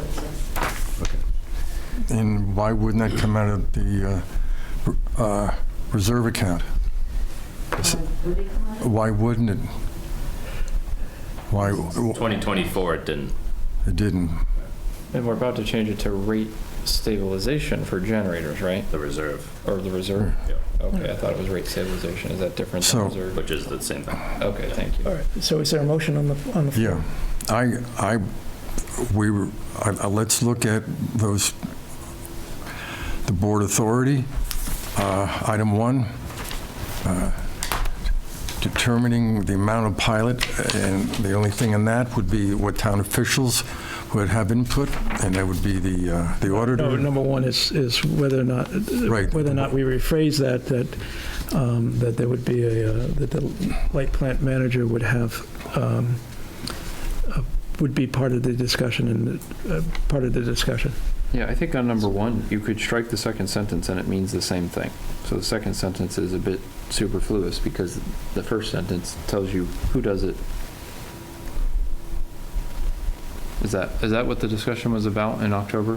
No, the discussion it was that there was some concern that that they wanted a cooperation between the light plant manager and the board, and that they wanted the light plant manager not to be excluded from the discussion. Exactly. So could we add a sentence to the very beginning then that said, basically before the amount and authorization of any pilot payment shall be determined solely by the elected HMLP board. Add a sentence to that before that. That would say the light plant manager shall present the. Well, why don't you just say the light plant? No, the light plant manager shall not be excluded from the discussion. The light plant manager shall not be excluded from the discussion. But I think that's a bit Why don't we ominous, just- right? You want to say what the amount and authorization. You just agreed to that sentence, so that's the reason why I put it in. Now you want to change it? Fine. No, wait a minute. Not be excluded, to be included. To Be included, okay. To be included, fine. By So the light, so can somebody just say what the sentence, No, what you're this is- suggesting? I'm not In the going to say middle it, of a whatever they motion. want to say it. Okay, well, it's, the amount and authorization of any pilot payment should be determined by the light plant manager and the elected Hull Municipal Light Board. No. Yeah, I don't agree with No, because there's only 5 votes, okay, and that's the, Well, then The maybe we board. should make it 7 and Right, to add put language in the there. operations manager as part of it, since he's, that's not contained in 164. It's not what you had agreed to Wait a minute, before. wait, please, everyone, let's stay calm, we have to work together. So Stephanie, I think the perspective that you're hearing from in the room, and at least what I have, is this is very simple. You cannot have an appointed, or basically, you can't have an employee make this determination. It has to be the elected body. And the reason is, that is why public power exists. That's the whole ethos of Chapter 164, and what the Commonwealth has been trying to do since 1890 is say that the ratepayers will be represented by an official they elect. And obviously there's more than one, there's 5, some towns there's 3. That's it. We have to do our job, and we have to figure this out. Having an employee, whether it's a town manager, an operations manager, or anyone else that's not elected, is no bueno, because now you basically have taxation without representation. It's anti-American. I think you're taking it way too far, No, Jake. I think it's And very it was clear and very That simple. statement alone was inappropriate to stay at a local municipal public Okay, meeting. so let's move on. We would include the light plant manager in the discussion. What if we made it where it's actually telling the light plant manager what he or she is supposed to do, which is Because that's to present the... That's not how it Because works. it's- I Of course it know is. that's The what light you're plant manager is seeking, but supposed to that's not present how it us with works. this, which is the annual report, and it tells us, did we lose money, No. did we make money? Great. Part of the thing, Jake, is that we're trying to make a compromise that we had talked about the last time we were here. And so I want to include the language that the minority part of the board, I believe, has those, and we want to include that concern, take care of that concern. So my understanding is that you wanted to have the light plant manager involved or included in the discussions. Yes.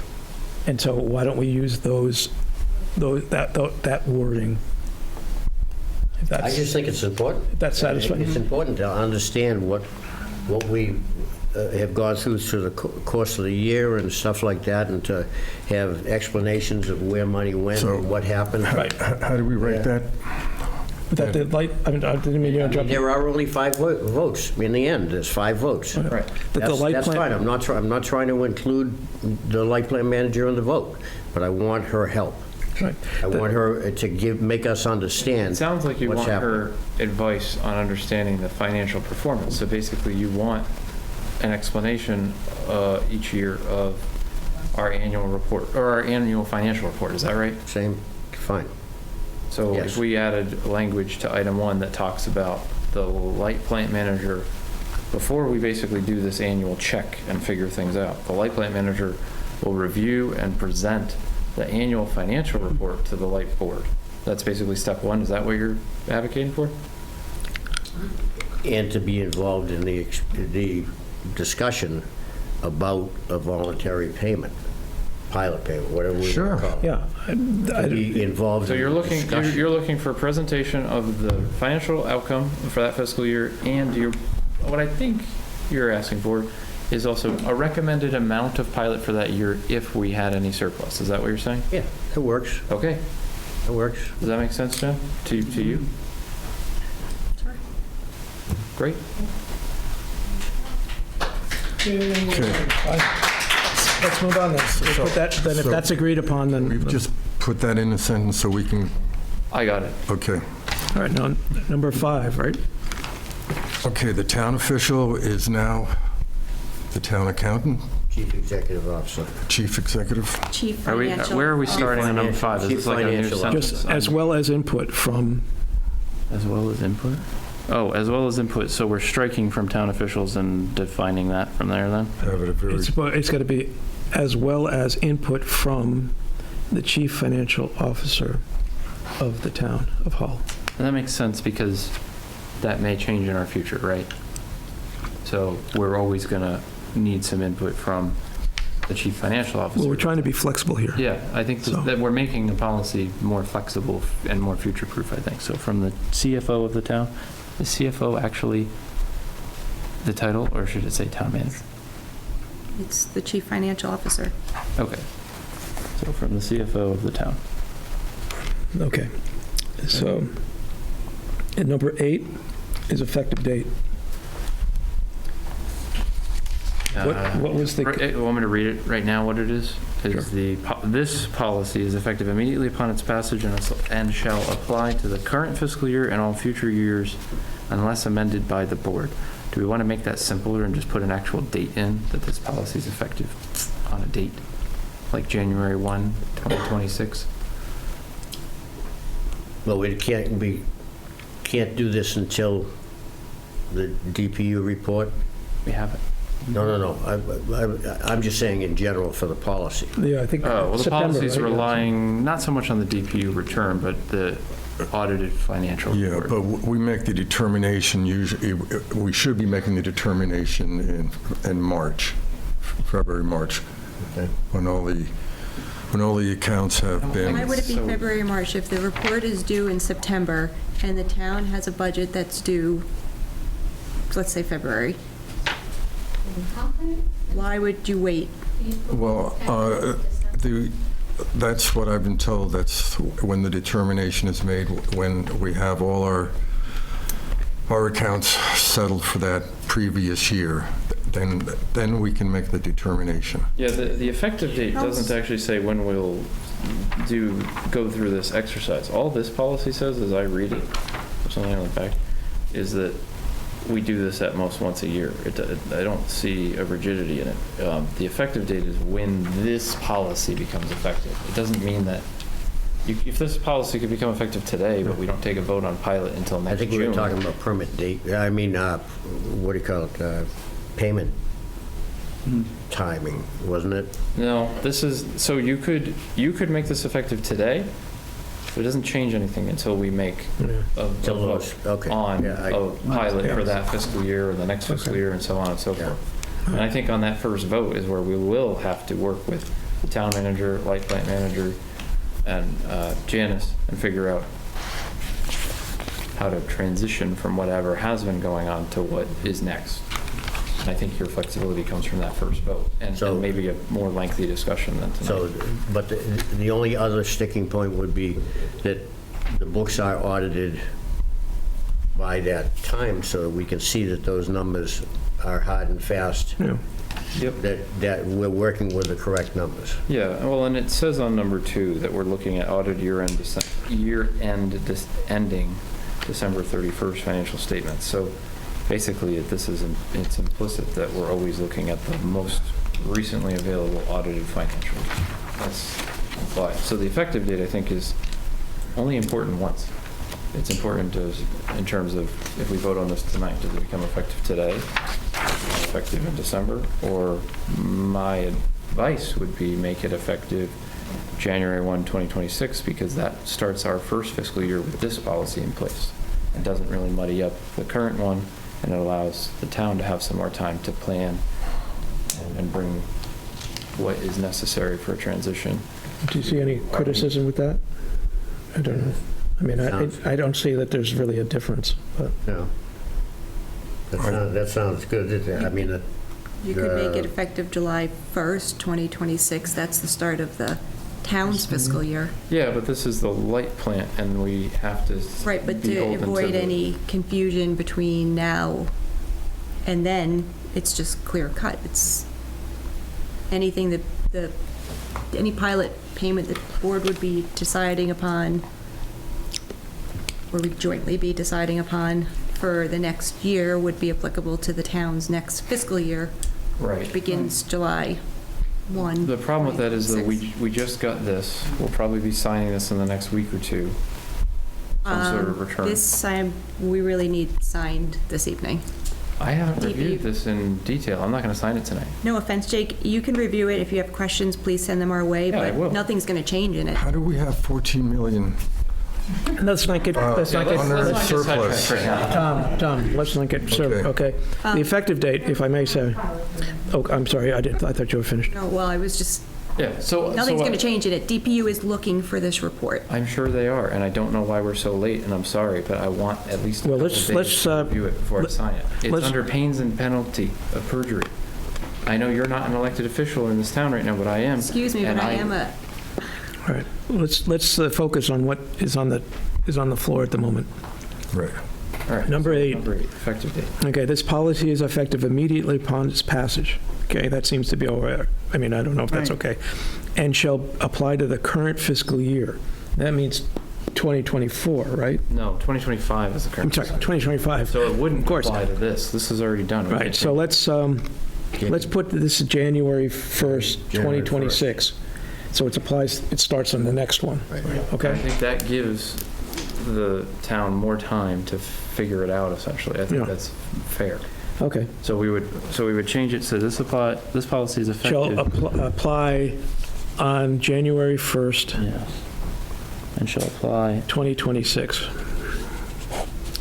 fiscal year, or whatever it Yeah, we'll is, say January 1, 2026. in all future years, Yeah. unless amended by the board. As you said, the effective date is just one date. Yeah, it's a date, but I can, The policy but takes place. Yes. Yeah. we don't want to change today, So we can this put an year. effective date in the first part of the sentence and then make it clear in the second part that it doesn't apply until the Okay. 2026 fiscal year, so there's no confusion. Does that make sense? All right, so, okay, now, I move, if you haven't already done so, that we accept this 9-point policy what is, as it's written. Well, as amended, right? As amended, pardon me, as amended. I second the motion. Okay. Jake Valencourt. Could I just add that Scobo's going to review this again, right? I would make it subject, I have serious concerns about a lot of language. You have appropriate documentation. What is appropriate documentation? I would make your vote subject to council's review, because I council even already question if it reviewed it. has any. Council order has He's reviewed. reviewed it, but we've changed some of his wording. I just want, you know, I What mean, wording have we changed? I think there's got to be a point where Number we 8 stand we up as just a board changed. and kind of say, this is what we're doing. And take on the liability of avoiding legal counsel, Jake? No, not avoiding That is legal what you counsel. just We've We've already had legal counsel look at this. You have amended this, and this is We have not what amended it. We Nick have amended has. it. There's nothing to be afraid of. No, I'm not afraid of anything. I'm just, All right, I'm so just then how tired about this? of We will- putting this we off will all the time. Take Dan's motion, friendly amendment to the motion, if you so, Dan, that we will be presented with Nick's, I'll type it up tonight and send it to Jen and Mike, and they will forward it to Nick, and we'll review it on the, what was the December meeting date? 9th? If he's able to turn it around December by then. 9th. Yeah, the December 9th meeting will be our goal. I accept it as a friendly amendment. Thanks. Do you second that friendly? Second, yeah. So we have a policy that we voted on in But we haven't Scoble. taken the vote yet. Okay, once we vote on it, Scoble will take a review Yeah. It will and be it's subject to, subject review of. finalization of it will be subject to Scoble's, Attorney Scoble's review. Okay. I'll send it tonight after I get home to Jen and Mike, so they have it and they can get it to Scoble. He was going to contact you tomorrow or the next day. And tomorrow would be good, that we could get it to him. Would it be possible to get it in tomorrow? So we're going to have the vote? Since it's Friday? It's Friday. Is there any way we can get it to him? Well, I will get it to him. okay. I think we need to vote. We got a motion on the floor. I, Jake Valencourt. I, Dan Chicarello. Hi, Tom Burns. Hi, Pat Cannon. Hi, Stephanie Landry. Passes unanimously. Thank you. All right. Now, budget. I'm sorry, it's your job. Okay.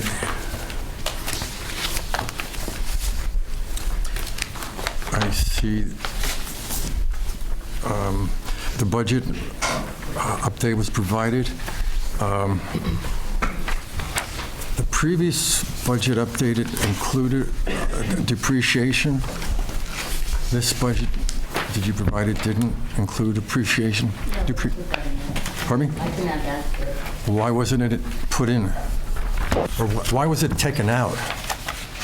Because you had it in the last submittal.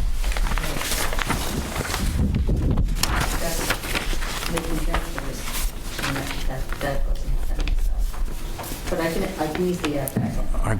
I understand that, but why wasn't, I mean, if you used the budget you had before and just followed that, because we highlighted the different accounts that we wanted to look at. Depreciation was one of them. Okay, so there was, We'll get it back. okay, Back in. but I'm just saying, it was omitted, and Right. so we lose a month on this because we can't, I mean, so that's one thing that we're not looking at. I think it's, I don't know, it was just left out. Because if you follow this, okay. Yeah, can I ask a general question about the year-to-date? This is just 2025 yet. Is our operating cash increasing so far this year? Do we feel comfortable saying that? Yeah. Good work. I appreciate that.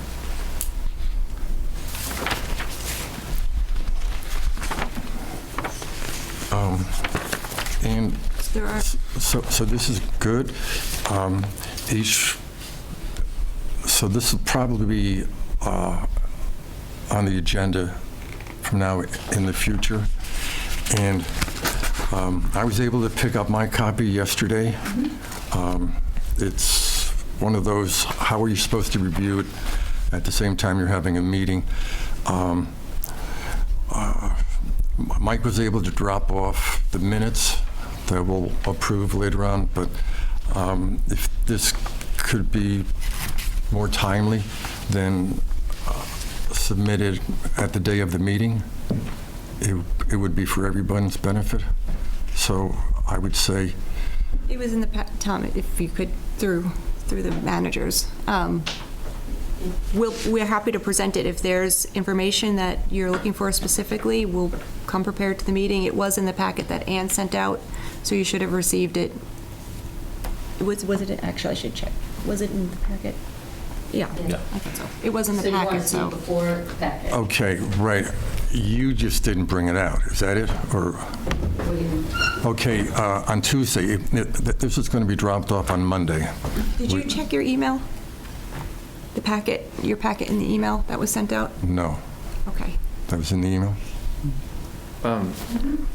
So when we look at the first sheet here, or maybe, I don't know if this is the first sheet, but the smaller one. Yeah, kind of a summary. It's really nice because it shows us residential sales, commercial sales, muni sales, private area lights. Would it be possible for the ones where it's actually sale of electricity to somehow put each month the revenue, but also how many kilowatt hours we sold from that particular bucket? Or if that's hard to do or the system doesn't support it, we'll let it go because we get it once a year in the DP report. But we are the power company, and if it's easy to put it in here, for me, it helps me do the mental math of, okay, things are looking good, or the ratio's changing. That's all. Is that possible or no? Yes, I can do that. I used to send that out with the previous, things to keep track of the previous system. It would have the sales and kilowatt sales. And does our new system make that easier, or is this, if this is like going to cost us a bunch of money to do, I don't want to make our situation worse. Dig it out. Okay.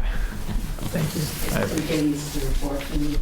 Yeah, no, I know a lot of things have changed with it, so, but I think it's good overall, right? We're happy with it.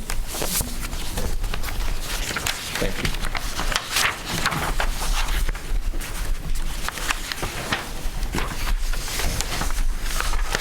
So again, just going back, I was going to bring up, again, the DPU report. We do have, and I will say, I think we only need a majority of the board to sign off on this, but DPU does need this report filed.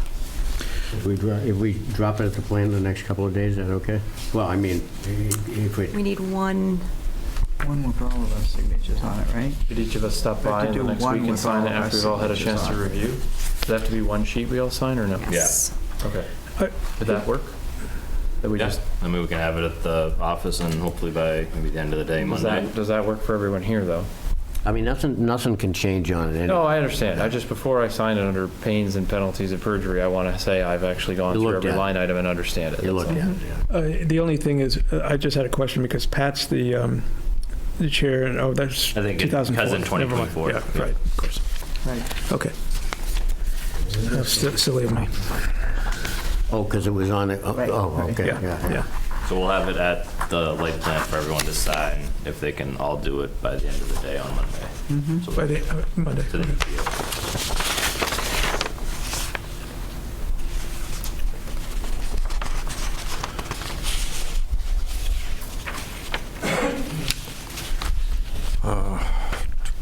I think they're still with the light plant manager. If you have any questions about what's in it, just ask us when you're down there signing it. Drop a list off or whatever, we can get you answers. Also, if I have questions, I'll organize them in an email and just send it to Jen and Mike and Janice in a bullet form, but I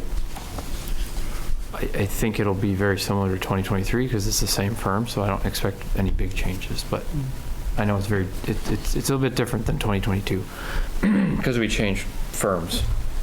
And I don't know why we changed firms, but it sounds like that was something Panos did, so.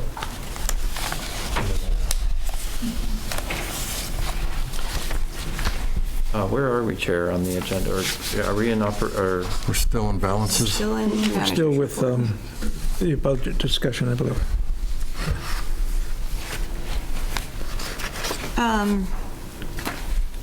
Critical facilities, I just didn't know if there were any questions. I know that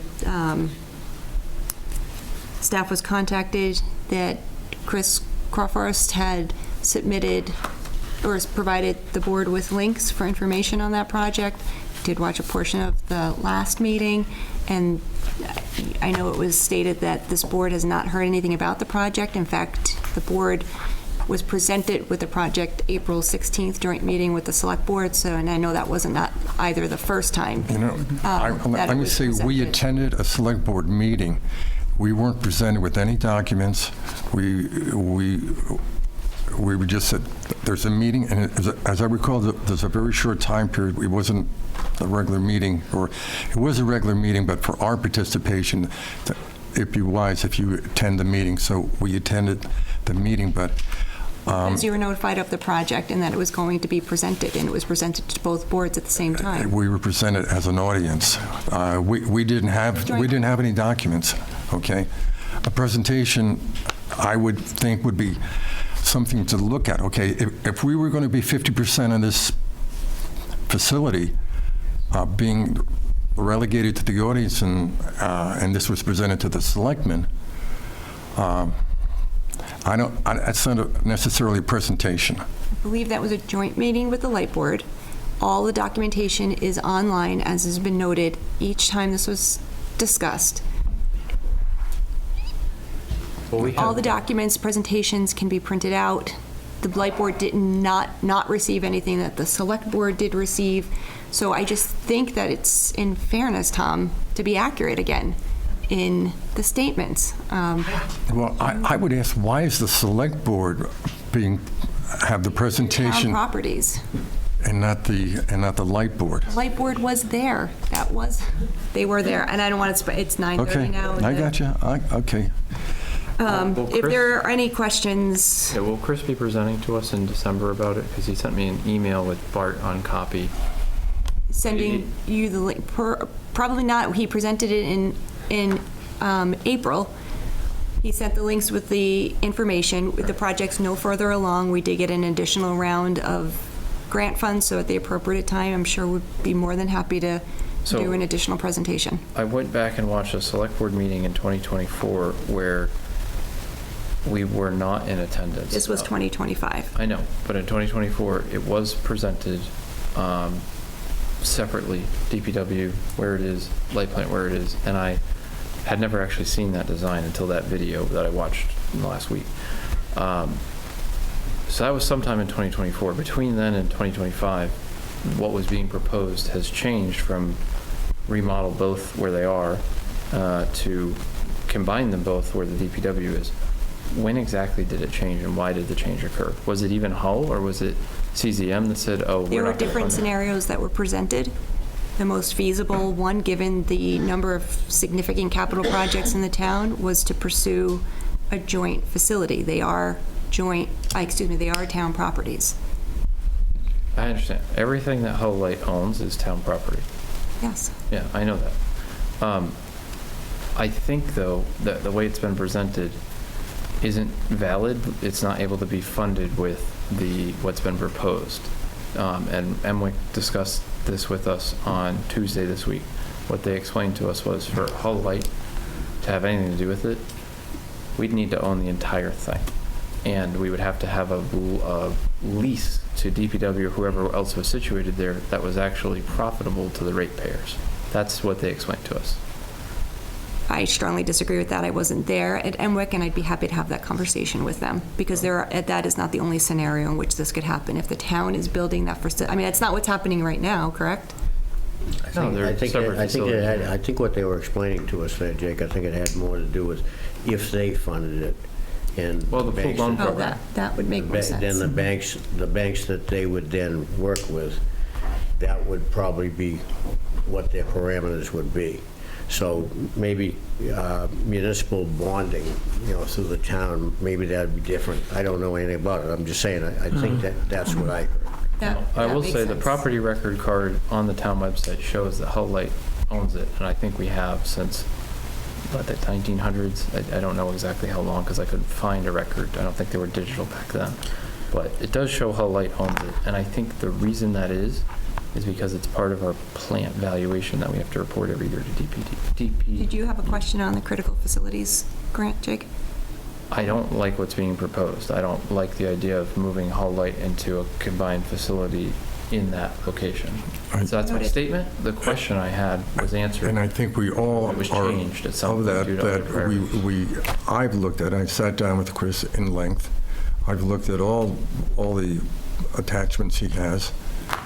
I understand that this grant was first pursued under Lemnios's tenure, and he presented the initial grant, looked at each facility on its own merits, and even came up with potential ways to become resilient at each facility.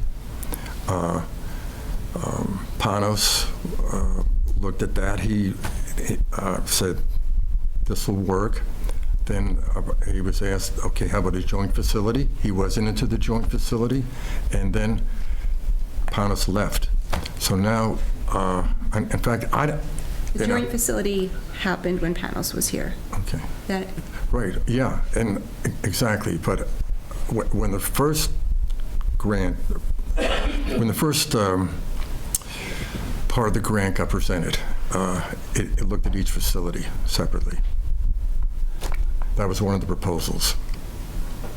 To have the DPW. That's correct. They looked at And then there was a joint one. And then during that process, Panos was asked, do you want to be in the joint facility? He said no, for various reasons. I don't want to get into it now, but it didn't work. We reviewed it all, the proposals, and I don't want to say, well, we don't endorse moving in that direction. We would rather, we don't have anywhere. We need, okay, I'll go into the garage that we need to house our trucks, our rolling, our vehicles. That's what we need. We don't need a whole new office. We don't need a new garage. Well, we need a garage for that facility, but we don't need to move into a joint garage. So that site, if we follow what CZM presented, is more resilient for storage of vehicles than the facility that's being proposed, than the joint facility. And this is why when hopefully a budget can be presented on the 9th for 26, I would like to not only have a projection of a 3% increase, or that we do start funding our depreciation account and have it funded at 3%. We definitely have a discussion on this, and I'd also like a portion of our 26 budget to fund a garage that is located at the Edgewater facility, that is that respects the historic value of the building in design, and that it optimizes solar voltaic installation on the roof of the garage. So that. Do you want to make a motion? Yeah, I would. I will take that under advisement. You can make a motion. Okay.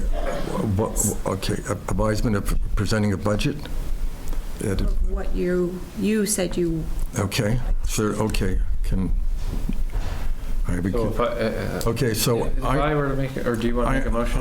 I'll make a motion or request that the light plant manager present FY26 budget to the light board, and that we would like to pursue a capital project of a garage at that facility, and that in that budget that the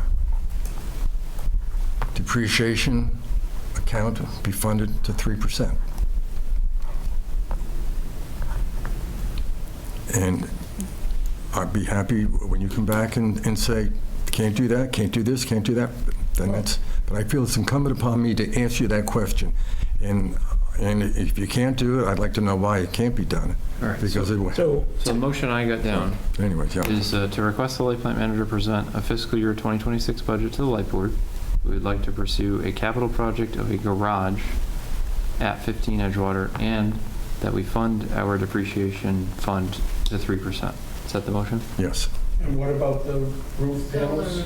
Solar roof panels Okay. on the garage. Well, so we would. I mean, I just think you should, I mean, I'm just going to give you my advice, Sure. is that you should just back this up. Again, if you take a vote that doesn't hold any authority to budget in a capital project, and then you're further designing that capital project. No, Well, you're asking for solar voltaic rooftop and an orientation. And location, that we're An still not orientation of sure. the building, taking into account solar, and that it appropriately complements the historic building, that it's not just a white metal building, that we also look at it at the context where it's at. Say that part about the design again. The design Is appropriately complements the historic building. Back up here a little bit. historic nature of the building. You want the budget presented. That's part of your, Yes. okay? Let's take a vote on it. Okay, do one at a time, just piggybacking on top of each other, and then have a discussion about the reasons why the garage is probably a good idea, and cost savings and stuff like that. Just to have the conversation, the teamwork part that we've been trying to talk about. All right, instead of bundling things like this that make it very difficult. This is what Congress has a damn problem with. Put everything together, and then you got to hope that maybe your thing's going to pass right and stuff. One at a time. Let's do it one at a time. Do you accept Pat's Get it friendly over with. amendment? I think that if it can't be done, okay, I can't fund. You can do one vote at a time. Or the town manager will tell me that. Tom, I can't give you that answer in a month, because that requires having a project scoped, priced, That's not going to happen between, I'll just put this to bed right now. Okay. That's not going to happen between now and December 10th, or 9th, I think. excuse me. It's just not, that's not Do you realistic. accept Pat's friendly amendment that the first part of your motion will be one motion? Tom Burns made a motion to request the light plant manager present FY 2026 budget to the light board. Is that okay? Yeah, I'll accept that motion. Should So we vote you on make a that? second? Should we look at that? Okay. Did I get a vote? No, I didn't hear you say it. Okay. That the light plant manager present the 26 fiscal budget to the light board at the next light plant meeting, December 9th. I, Pat Cannon. Aye, Dan Charbello. Hi, Jake Valencourt. Hi, Stephanie Landry. By Tom Burns.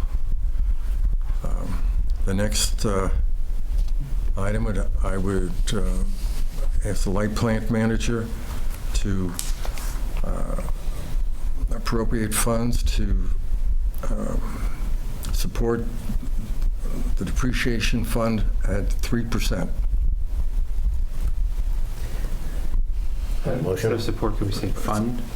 Fund, To fund at 3%. to fund it at 3% Can I level. just ask a question in between? Is that doable?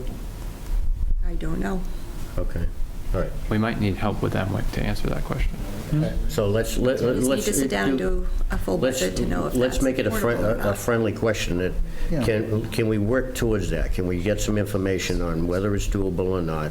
And then we'll work through what has to Well, be I done. would think that if it's not doable, then it would come back as it's not doable for these reasons.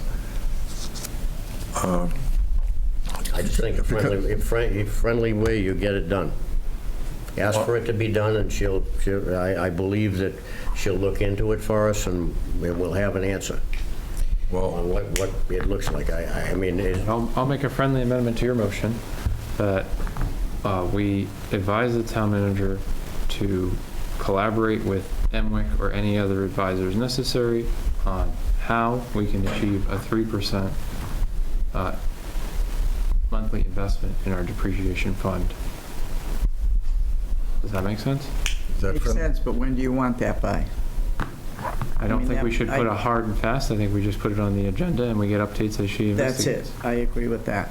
All right, so I don't think. let's vote. Okay. Pat Cannon. Hi, Tom Burns. Aye, Dan Charbello. Hi, Jake Valencourt. Hi, Stephanie Landry. Passes unanimously. Okay. I would like to propose that we have a capital project in '26 to fund a garage at 15 Edgewater. I would have a friendly amendment to that. I would suggest that we ask the light plant manager to present or to advise, to let us know the availability or the, I'm sorry, I'm getting stuck. But I just want to know whether or not that's sometimes it's feasible or it's not, so I can't think of the, can you help me with that? Pursue a Okay, garage so I or think- look into a garage. Yeah, look into the garage, yeah, look So into it. Yeah, let me see pursue- if I can get this succinctly here. So a motion would be proposing a capital project to fund a garage at 15 Edgewater Road in which our fleet of light plant vehicles can be stored in an orientation that allows for solar and a design that appropriately complements the historic nature of the existing building. Does that get it? Yeah. I think that's what you were asking Yes. for? Okay. There it is. We did it. Okay? Okay? Second. I meant that you were okay. Oh, yeah. Yeah. I second it, so Okay. let's have a vote. Okay. Hi, Burns. I Cannon. Aye, Dan Charbello. Jake Valencourt. Hi, Landry. Okay. Can we go on to other things now? Let me just look at the agenda here. If I may inquire on the light plant manager, are you finished with the issues that you wanted to discuss? Oh, yes. Okay. I think somebody wants to, in the audience. Okay, Lisa French. okay, I'm going to make these very short, okay? Lisa French, 47 Rockaway. It seems to me that the board, if they feel like it, the board could discuss and decide whether or not you actually would like the town manager to continue to pursue grants for the combined facility.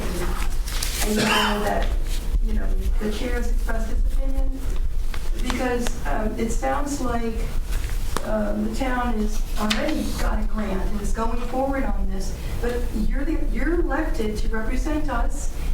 You have a right to discuss and decide policies for how you want things to be done. And you have a right to say. So it seems to me that you could discuss and vote on that. Okay.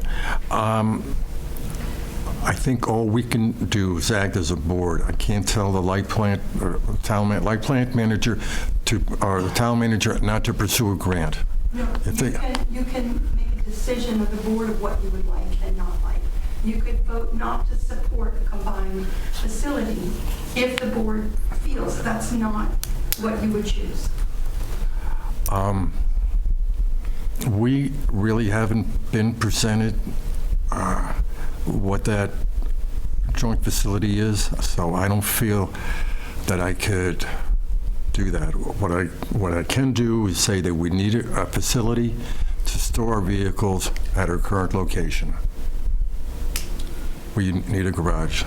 And I'll just remind Ms. French that the board's authority is to set rates and advise on policy, not operations, not budget. This is not a day-to-day operations. It is, it's a capital. The plan for future facilities is not management, is not a day-to-day operations decision. It's a major infrastructure decision, which is supposed to be the board that makes policy. I've made a request. If I could, I made a request already to look into a garage, okay? We haven't been presented as a board what that facility would look like. So I have a really good idea what it would look like, but I'm not going to direct that. I just want to. We have needs and concerns right now. I think we made a vote to purchase the $375,000 truck. So that wasn't day-to-day. I think we just went that route, and it was. I'm sorry? It wasn't necessarily. we didn't vote on that. And where would that be actionable? Okay. Here we go. Long story short, we've made a request because we think that we have those needs, and we have to trust that the town manager has heard us, the light plant manager has heard us, and that she'll help us out. We'll work together. I think we're going to get more to work together. So the light plant manager, sorry, Mr. Bishop. Well, I just wanted a point of order. I'm asking what he said. The light plant manager and the town manager are the same Same person. person, but they have to talk to each other. Is that what you just said? No. I made a mistake when I said town manager. That's And I what I'm- corrected myself to say light plant manager, because this is the light plant manager. Okay, That's what I meant. Jen, do you talk to yourself? okay. About to know. Ms. Kingston?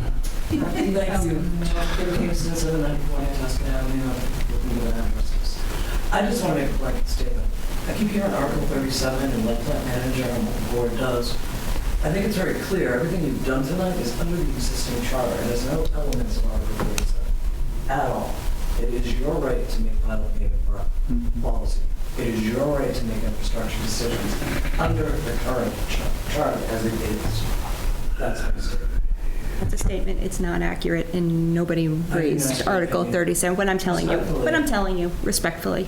No, we both have a difference of opinion on the record, don't we? Okay. Mr. Irwin? Point of information, I think Anna can answer this. Didn't the light plant own property on Gosnell Street where we stored the light poles? Do we have care, custody, and control that piece of land? I don't know what the answer to that is now. Do you know the size of the lot at all? At one time, there was some discussion about when John McLeod was in charge of building the facility over that area, but I don't know enough about it. I think that should be looked into. There's a lot of ledge over there and everything like that. Oh, we can blast it. That's not- You can pin the foundation right there on ledge. Yeah. My second comment is, early in the year, you had Emwick in here talking about rate increases, generators, solar power. They had these nice booklets, okay? And then they had nothing for the audience. Then I got up and said, look, this is a public power company. We have all these people here, and you have no PDF or anything. So the next meeting, they show up with a great presentation. Tonight, this should have been up on these two screens with a red pointer and what you were talking about. This is a public power company, all right? We're all involved. We support this company, all right? You mean the presentation that we saw on Tuesday at Ludlow, or in Ludlow? No, I'm talking early in the year when we were talking about your rate increases. They only had focus for the people up front. People out here had nothing, they didn't know what they were talking about. So the next time they come in, it was like 2 or 3 months later, and they had a nice presentation that showed on both screens. And they had the little red pointer, so we didn't know what you were talking about. So what I think I'm hearing is you'd be satisfied if future MWIC presentations. No, he's talking about the lid. That's what they're there for. Oh, yeah. We have the technology, pay for it. It requires a lot of, In fairness, I think we can do that because it was done. I think we can just ask them to do that in the future, right? Yeah, they typically have a presentation. Yeah. Yeah, have it up on the screen. My third statement is, I hate to see the board so divided in some areas, all right?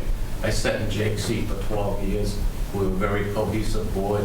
We got things done, all right? And Pat should brag more about his brag book, because we do, the power company does, the light plant does a lot of things for this town. And I'm thinking right now, to send out 4 linemen to string those nets at L Street, it's about $1,000 an hour, isn't it, Mike? 1,200? 5,000 a day. 5,000 a day? We do it for nothing. So, brag on, Mr. Gannon. Let's rewrite history.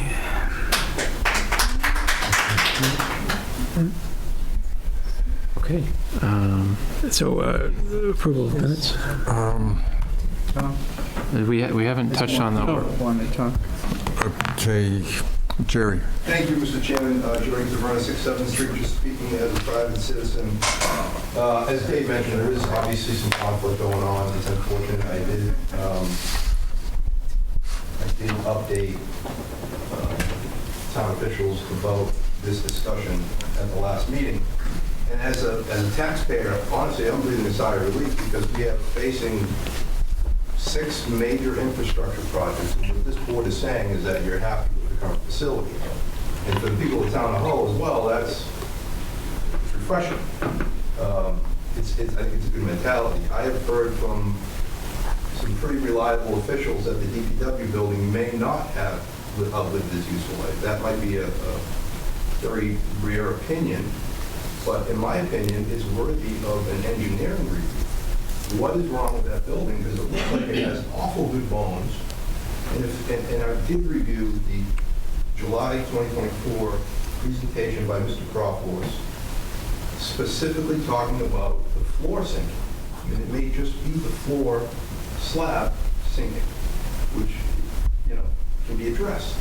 But I think a report is worthy before we go and spend $25 million. I don't know what the numbers are, but it's very, very substantial for that facility, especially again when we're facing so many critical needs. So I think it's refreshing. The other thing, I want to thank the board for making the trip to Ludlow.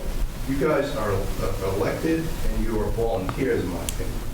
And to take an entire day out of your schedule, along with Mike, to go and do all that, very much appreciated. And the last thing I'll say is that, I think the statement's been made by the light plant manager that the votes here, frankly, while they are appreciated because it gives the public a very good idea of what this board's thinking, and a lot of the votes are unanimous, which is great. It's been stated that it can be basically overruled. So at this point, until 37 years passed, is kind of what I.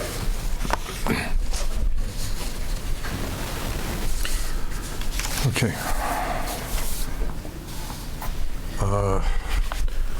I've talked about the Hull Municipal Light Plant truck storage facility enough. I think people know how I stand there. I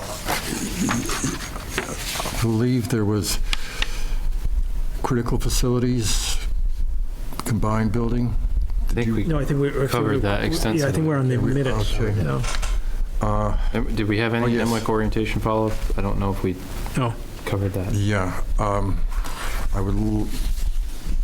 Okay. No, we haven't.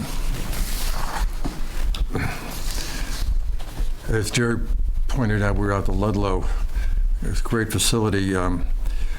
MWIC, Massachusetts Municipal Wholesale Electric Company.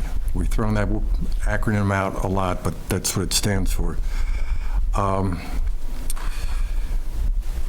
Out there, we initiated conversations about fortifying our infrastructure with looking at a battery, and we talked to their chief engineer about looking at the logistics and the suitability, the location, the optimal size of a battery that we might need, and potential financing routes that we could either purchase a battery or rent a battery or participate in a cost share scheme for a battery. I would love to, or like to continue that discussion with MWIC. I don't know if... We have it, battery project update under old business. Right, okay, so that's one thing I would like that we did in the update. We also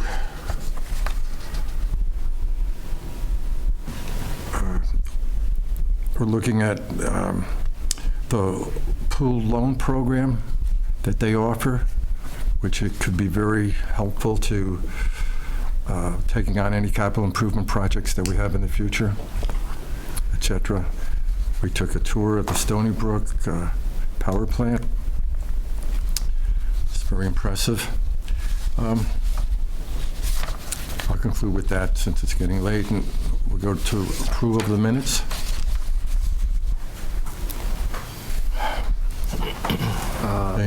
I'll make a motion to approve all of the minutes other than October 23rd. I made a very, very minor amendment to July 17th and emailed everyone last night. That was the amendment that Jen had asked for in our September meeting. And all the other changes that had been asked for in various meetings to the other minutes have been made and are in your emails or in your printouts. The one you won't have a printout of is the July 17th because I sent that last night. But everything else you should have. I move that we accept August 4th, August 21st. August. Can I just have We have July 17th. couple of quick Gonna discussions? get to that in a second. First, relative to the minutes, not much, but... Okay, go ahead. I mean, sure. All right. July 17th meeting, second page, Richie Monarch's name is misspelled. Don't want the guy getting upset. Are you sure?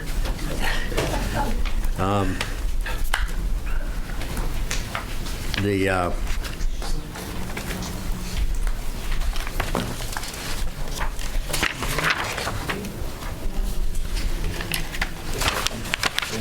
seven, hang on a second.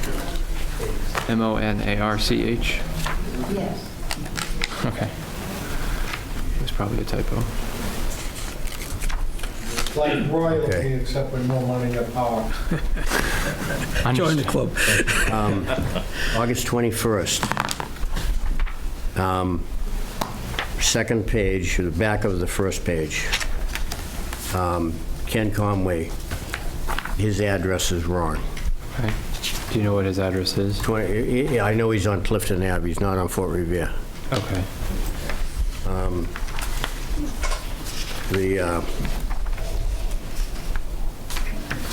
And another friendly suggestion I'd like to make,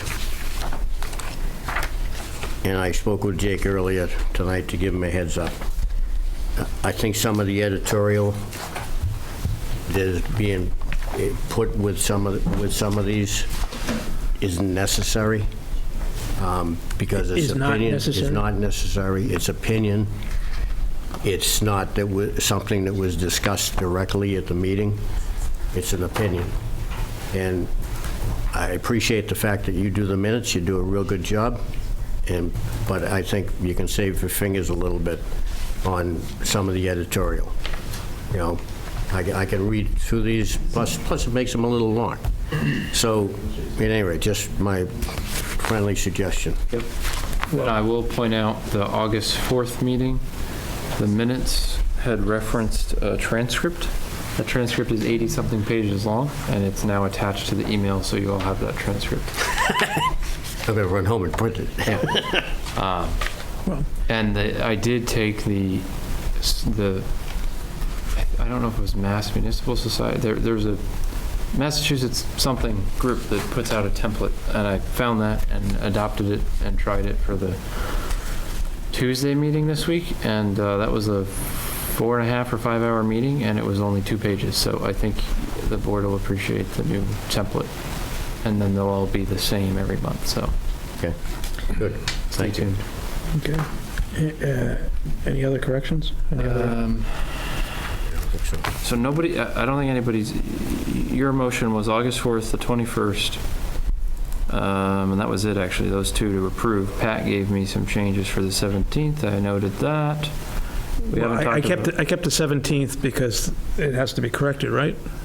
Or is it No, the 17th, just the only thing that has to be corrected now is the spelling of Richie Marnark's name. Okay, so let me rephrase my motion. I move that we accept they approve the minutes of 7/17/25, 8/4/25, 8/21/25, 9/15/25, 9/17/25, 10/8/25.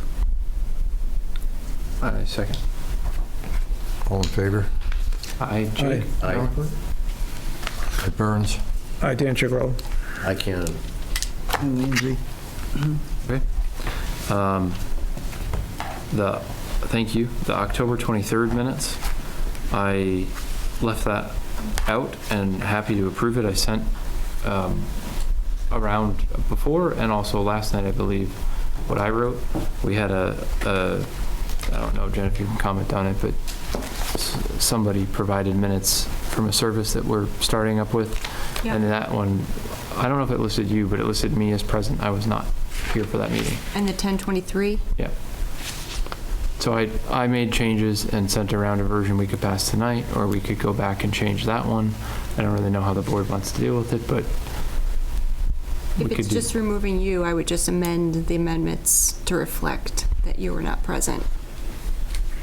whatever the board wants. I think that's appropriate, yeah. Yeah. Okay. I'll make that motion. I second.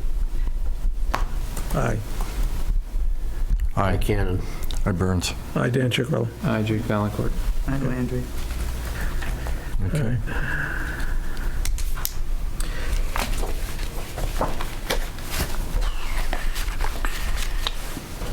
Okay, so, old business. We could take I think I've already looked at the solar rate update. I gave everyone, stay tuned for 12/9. Briefly talked about the battery project in the sense that we're going to continue to evaluate that, look at sites, the capacity, and the financing. Well, do we need to make, I think we discussed on Tuesday that we'd make a motion to advise the manager to have MWIC begin their exploration. I understand they took notes. That's right. Yeah, we did. The initial exploration is no money. Right. Yeah, no, it's not at a cost to us, but they They're would. willing to just give Just us to, some information. Just to give the public a little background of it, we were discussing at MWIC whether or not to have what they call microgrids, have a battery that we would have, and so we would use it. It would last 4 or 5 hours, right? 4 to 6 hours. 4 to 6 hours. And what we would do is we would shave some of the peak to make the electricity during the peak less expensive for us. It's a pretty good summary. It's a very, very interesting. Is that with community solar or is it separate? Separate. This is battery. This would be a good size investment for Hull Light, but it would help to shave some of our costs with peak. If we can shave our peak, in other words, whatever your meter goes up to the highest in the course of a month, that rate is what your rate is for the month. So if during between 5 and 9, when our peak time is, if we can, by turning the battery on and using that as some of our energy, that will lower that peak and keep our monthly rate down for that month. Right. We did this. We did that. Yeah. We did that before with generators. There were 2 years that we did it, and we rented the generators for $100,000 each summer, and then we ran them half a dozen times during the summer. The 1 year we made $130,000 net, and $180,000 the next. So it was significant. So the generators pay for themselves. Yeah, so in that case, the generators paid for themselves. Now, there are issues with stuff like that, but particularly with the generator. There'll be issues on the idea of a battery also, but we have to look into it for the investment. The pros and cons to the whole thing, but that's basically what the debate that we're looking at. The reason why we're talking about the discussion is because it's a possibility of income for the light plant. It's certainly not going to solve our problem with National Grid. Right. Yep. That's a totally different problem. However, it would give us more capacity headroom if we were to put a battery in the size that they were talking about exploring for us. Yeah. So I'm in favor of it as a member of the Capacity Planning Task Force. It's worth multiple benefits. Beginning looking into. I would move that we advise the light plant manager to discuss with MWIC the possibility. What was it that to formulate or to investigate whether or not this is something that is good for the town. Yes, is that I second that, and that. I'm getting less and less articulate. Yes, just to pursue the initial first stages of a battery. Yes. Installation. I accept that as a friendly amendment. So I would say Dan made a motion that we advise the light plant manager to explore a grid scale battery project with MWIC. Yes. Does that make sense? Yes. Okay. Thanks. Very good. I can. Hi, Burns. Hi, Dan Chicarello. Hi, Jake Valancourt. Hi, Landry. Okay. Looks like we have 2 more items. Capacity Planning Task Force update.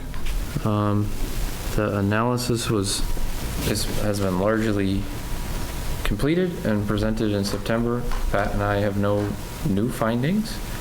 And in discussion with Mike, we all agree, and MWIC seems to agree too, based on discussions Tuesday, that Hull definitely faces some capacity shortfalls, and the entire team is working on this so that we don't run out of capacity in the future. So that's where it's at right now. Do you, if I may ask, are you think you're going to be coming up with some alternatives or some suggestions for the board? The suggestions are in that presentation, and I could give a 30-second reminder if that helps. Sure. So please do a battery. We had talked about a time of use rate. MWIC had suggested that's a bit more severe, and consider, what's the name of that pilot, Mike? where like Code Red or whatever would signal people to say, hey, go shut off your That's lights. like a reduce the peak pilot. That was My data. That was their very suggestion. interesting. Yeah, they suggested that, and I forget if we were supposed to take a motion, but we wanted to explore participating in that. Yeah, Zoe's already reached out to me, and I'm in Okay. contact with her. So we're making progress on that, Shit, and for- that was basically the behavioral change that we presented in September.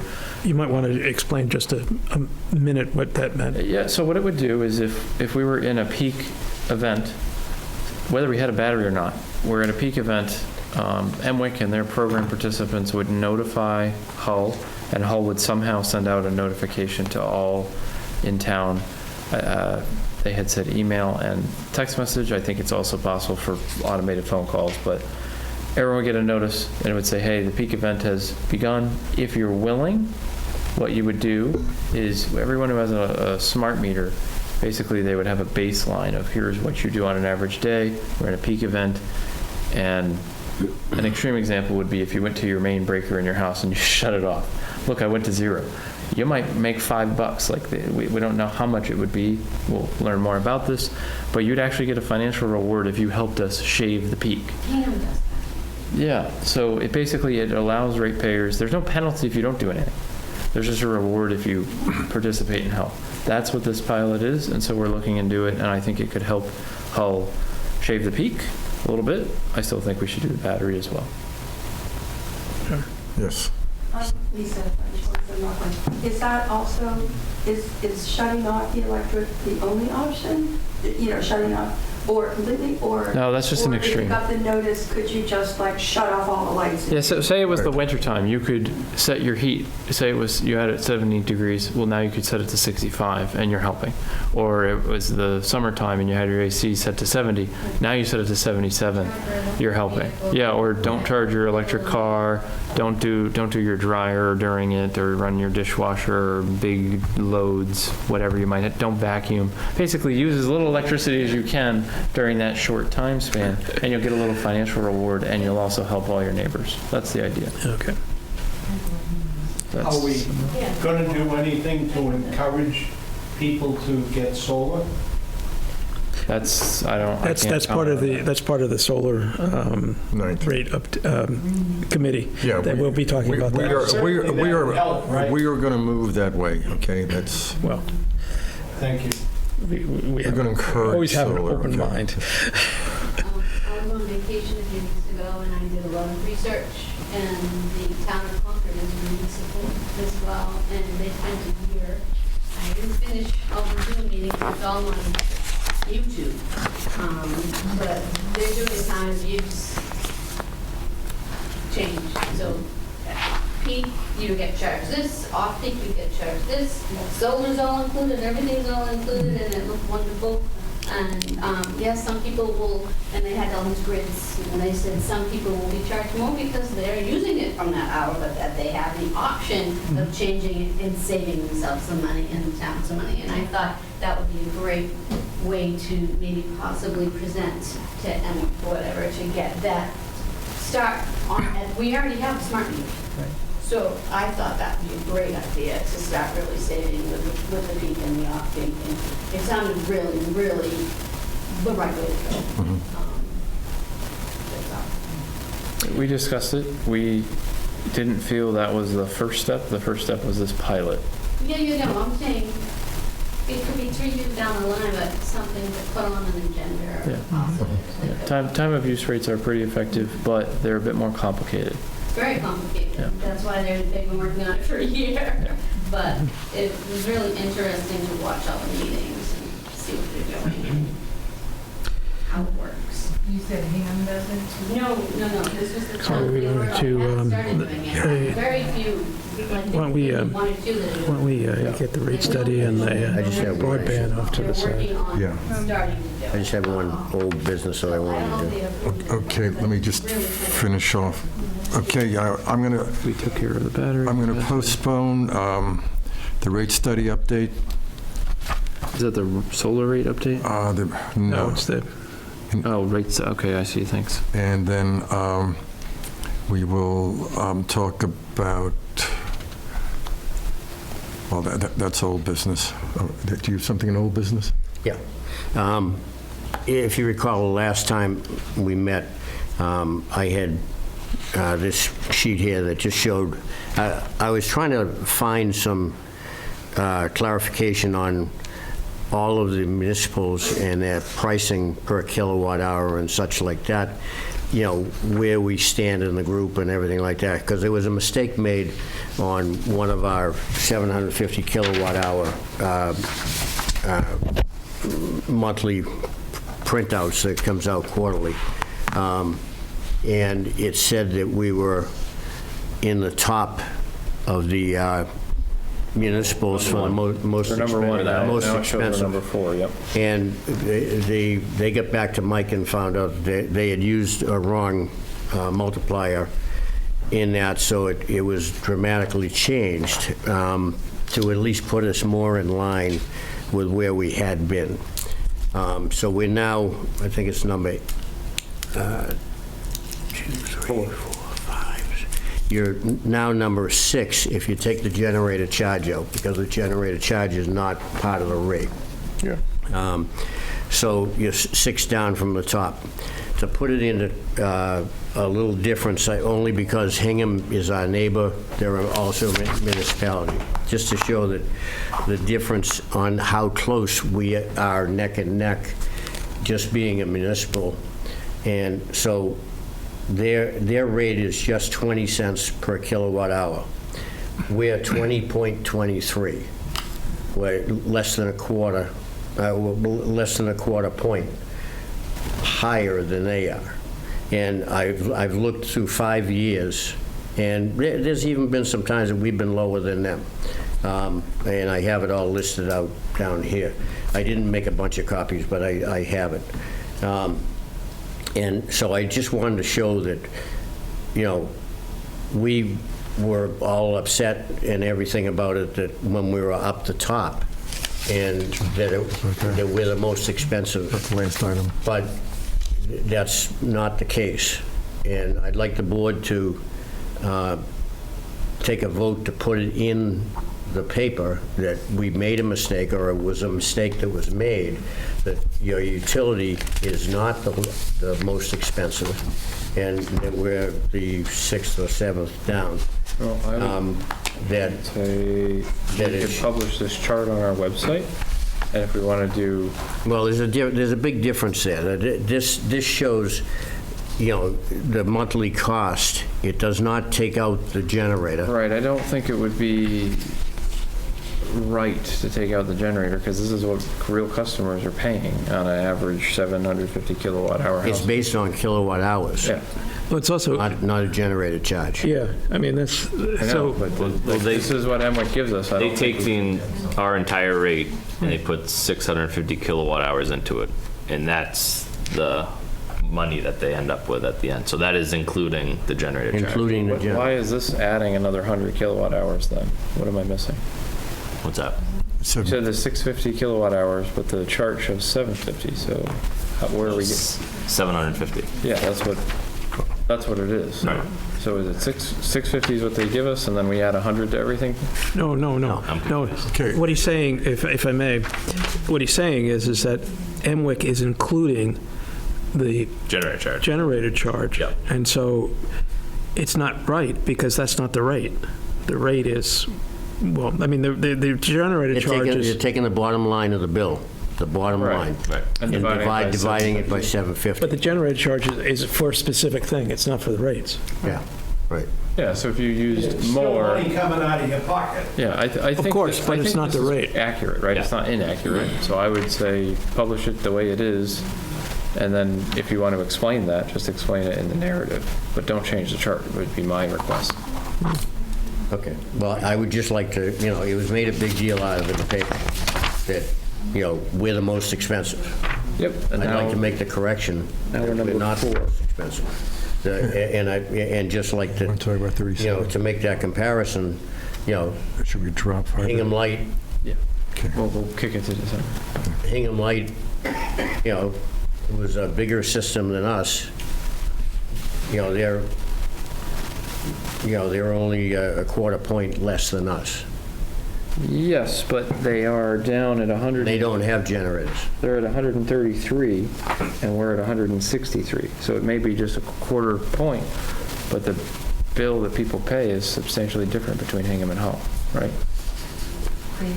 No, the price per kilowatt hour, you divide that out, that's what it comes out to. Yeah, I know, but if you look at Hingham, a 750 kilowatt hour bill is 133 bucks. We're 163. Hingham's about a little, maybe a little bit lower. Yellow highlighted. About I get your point. I just don't want $30 a month cheap, Yeah. more expensive than Hingham. Yeah. where The generators are around, they're 12. contributing That's about probably- 11 to that. Well, the generators are 1041, but I did all the math. All I can tell you is that's Okay. what it works out to be. Okay. Thank you. Thanks, Pat. That's, we should move We on. publish this on our website, the chart? I don't know where the I chart I think we do, yeah. Yeah, we do? Yep. Okay. So maybe we send a letter to the Put a paper. corrected Correction in one. the. Yeah, with the latest chart. Yep. And let them know that it's also on our website. Okay, yeah, because the paper did pick that up, didn't they? Yeah. They put the chart in there. Okay, we just have a few more items. We have an update in Article 37, which I'm going to defer to Mr. Valancourt. So I received, and I think all of us have received, a notice from the Joint Committee on Municipalities and Regional Government. The House Chair is Representative Jack Patrick Lewis, and then co-chaired by Senator Becca Rausch. They have assigned it a bill. The bill number is now H4739, and they're seeking written testimony. It's due tomorrow by 5 p.m. And folks would send the email if they want to submit any written testimony. It's just by email to malegislature.gov. I think this is probably on the State House website. Should be. Yeah, so if anybody is looking for that, go to the State House website, and if you type in that bill number again, 4739, you can find all the details. There's not going to be, what was sent to me anyways, there's not going to be a in-person hearing. It's being done in this more digital format, so. At this stage, it's standard to only accept written testimony. I don't know if there are any other updates. I think that's everything on that. Did I miss anything? I'm sorry? Did I miss anything? Is that? No. Nope, it's filed, like you said, it's filed with the Joint Committee. They have up to 60 days to make a decision. They can ask for a 30-day extension. The decisions are really 3 options. One's a favorable action that would advance it to committee on 3rd reading, where it's reviewed anew. It could be referred to study and investigation. There's no time limit on that, and it could be recommended not to pass. Okay. Thanks. The last item, new business, I would defer that we roll that over to another meeting and keep this meeting, at least for us, at 4 hours. I make a motion to adjourn. Second. Second. When's the decorations going to go up? The light bulbs? Adopt the light bulbs. I believe that right after, I don't have this Did I second specific it? date, but I believe Yes. the weekend after Thanksgiving. Okay. I move to adjourn the meeting. I already did that. Can you second mine? Second. I second the motion, sorry. Okay, all those in favor? Aye. Aye. I'm sorry, I thought you asked me to. That's okay.